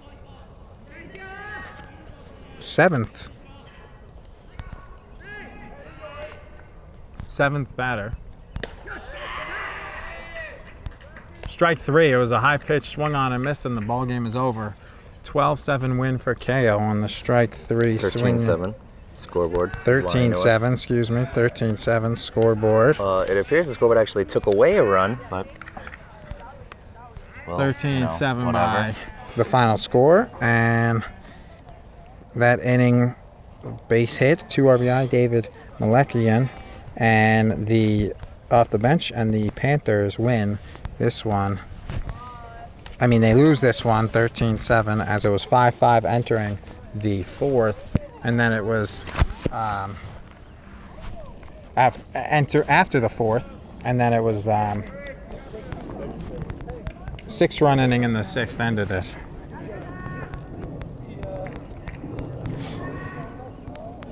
So started off good, Rye Neck, but in the end they weren't able to. Yep. Keio just played better defense, just had the one error. And so when we get back, we'll wrap this one up here on LMC Varsity Sports. Back here on the postgame show with Coach Joe Carlucci. And Coach, it was a good comeback. You guys were down 4-0. You tied it at 4, and then it was tied at 5 and after 4 innings, and then the 6th inning, the wheels kind of fell off for you. It comes down to we didn't make enough plays. Pretty much we didn't make plays before that, and certainly in the 6th inning. But I'm happy with the way they battled and played hard throughout the whole game. So, yeah, you guys had 4 errors. They only made 1 late. Do you think it's about working more on the defense or just about the execution? A couple of the errors came from some younger guys as well. Maybe it's just about being at the varsity level. It's certainly stuff that we work on every day, but it's different doing it in practice than doing it in a game situation. So we'll get better. What would you like for your team to improve on most when you enter? As you're 3-4 now, you're still in it, and your record's decent. How do you think you guys could improve mostly? Certainly becoming more sound defensively, making more plays. Last year we won a sectional game 1-0. We made every single play. That's what it takes to win. Back here on the postgame show, and the final score was 13-7. And Tom, it was a good game. It started off 5-5 after 4 innings, but after 5 innings, and then the 6th inning we thought could possibly be extras, but Keio broke it open with 6 runs in the 6th. Yeah, I mean, Rye Neck made a good job to come back, make it 5-5. They had a bit of a rally. It looked like it was going to be a close game throughout, but some errors, some very untimely errors, especially with 2 outs, allowed some extra runs to score. And then after that, in the later innings, Keio just ended up running away with it. Yeah, they were down 4-0, and they tied it at 4 with 4 runs in the second, did Rye Neck. So a lot of people thank for today's telecast, as first Rye Neck is now 3-4, and Keio is 3-5. Definitely a team that's decent. They're basically flawless, but their record doesn't show us. They've had a tough schedule. So a lot of people to thank. The executive director, Matt Sullivan, the assistant director, the sports producer is Mr. Rob Moretti. For our camera crew, they were Jareel Semister, Rob Moretti, and Francisco Parisi. Once again, for Tom Sacco, I'm Troy McGraw saying thanks so much for watching, and have a great evening.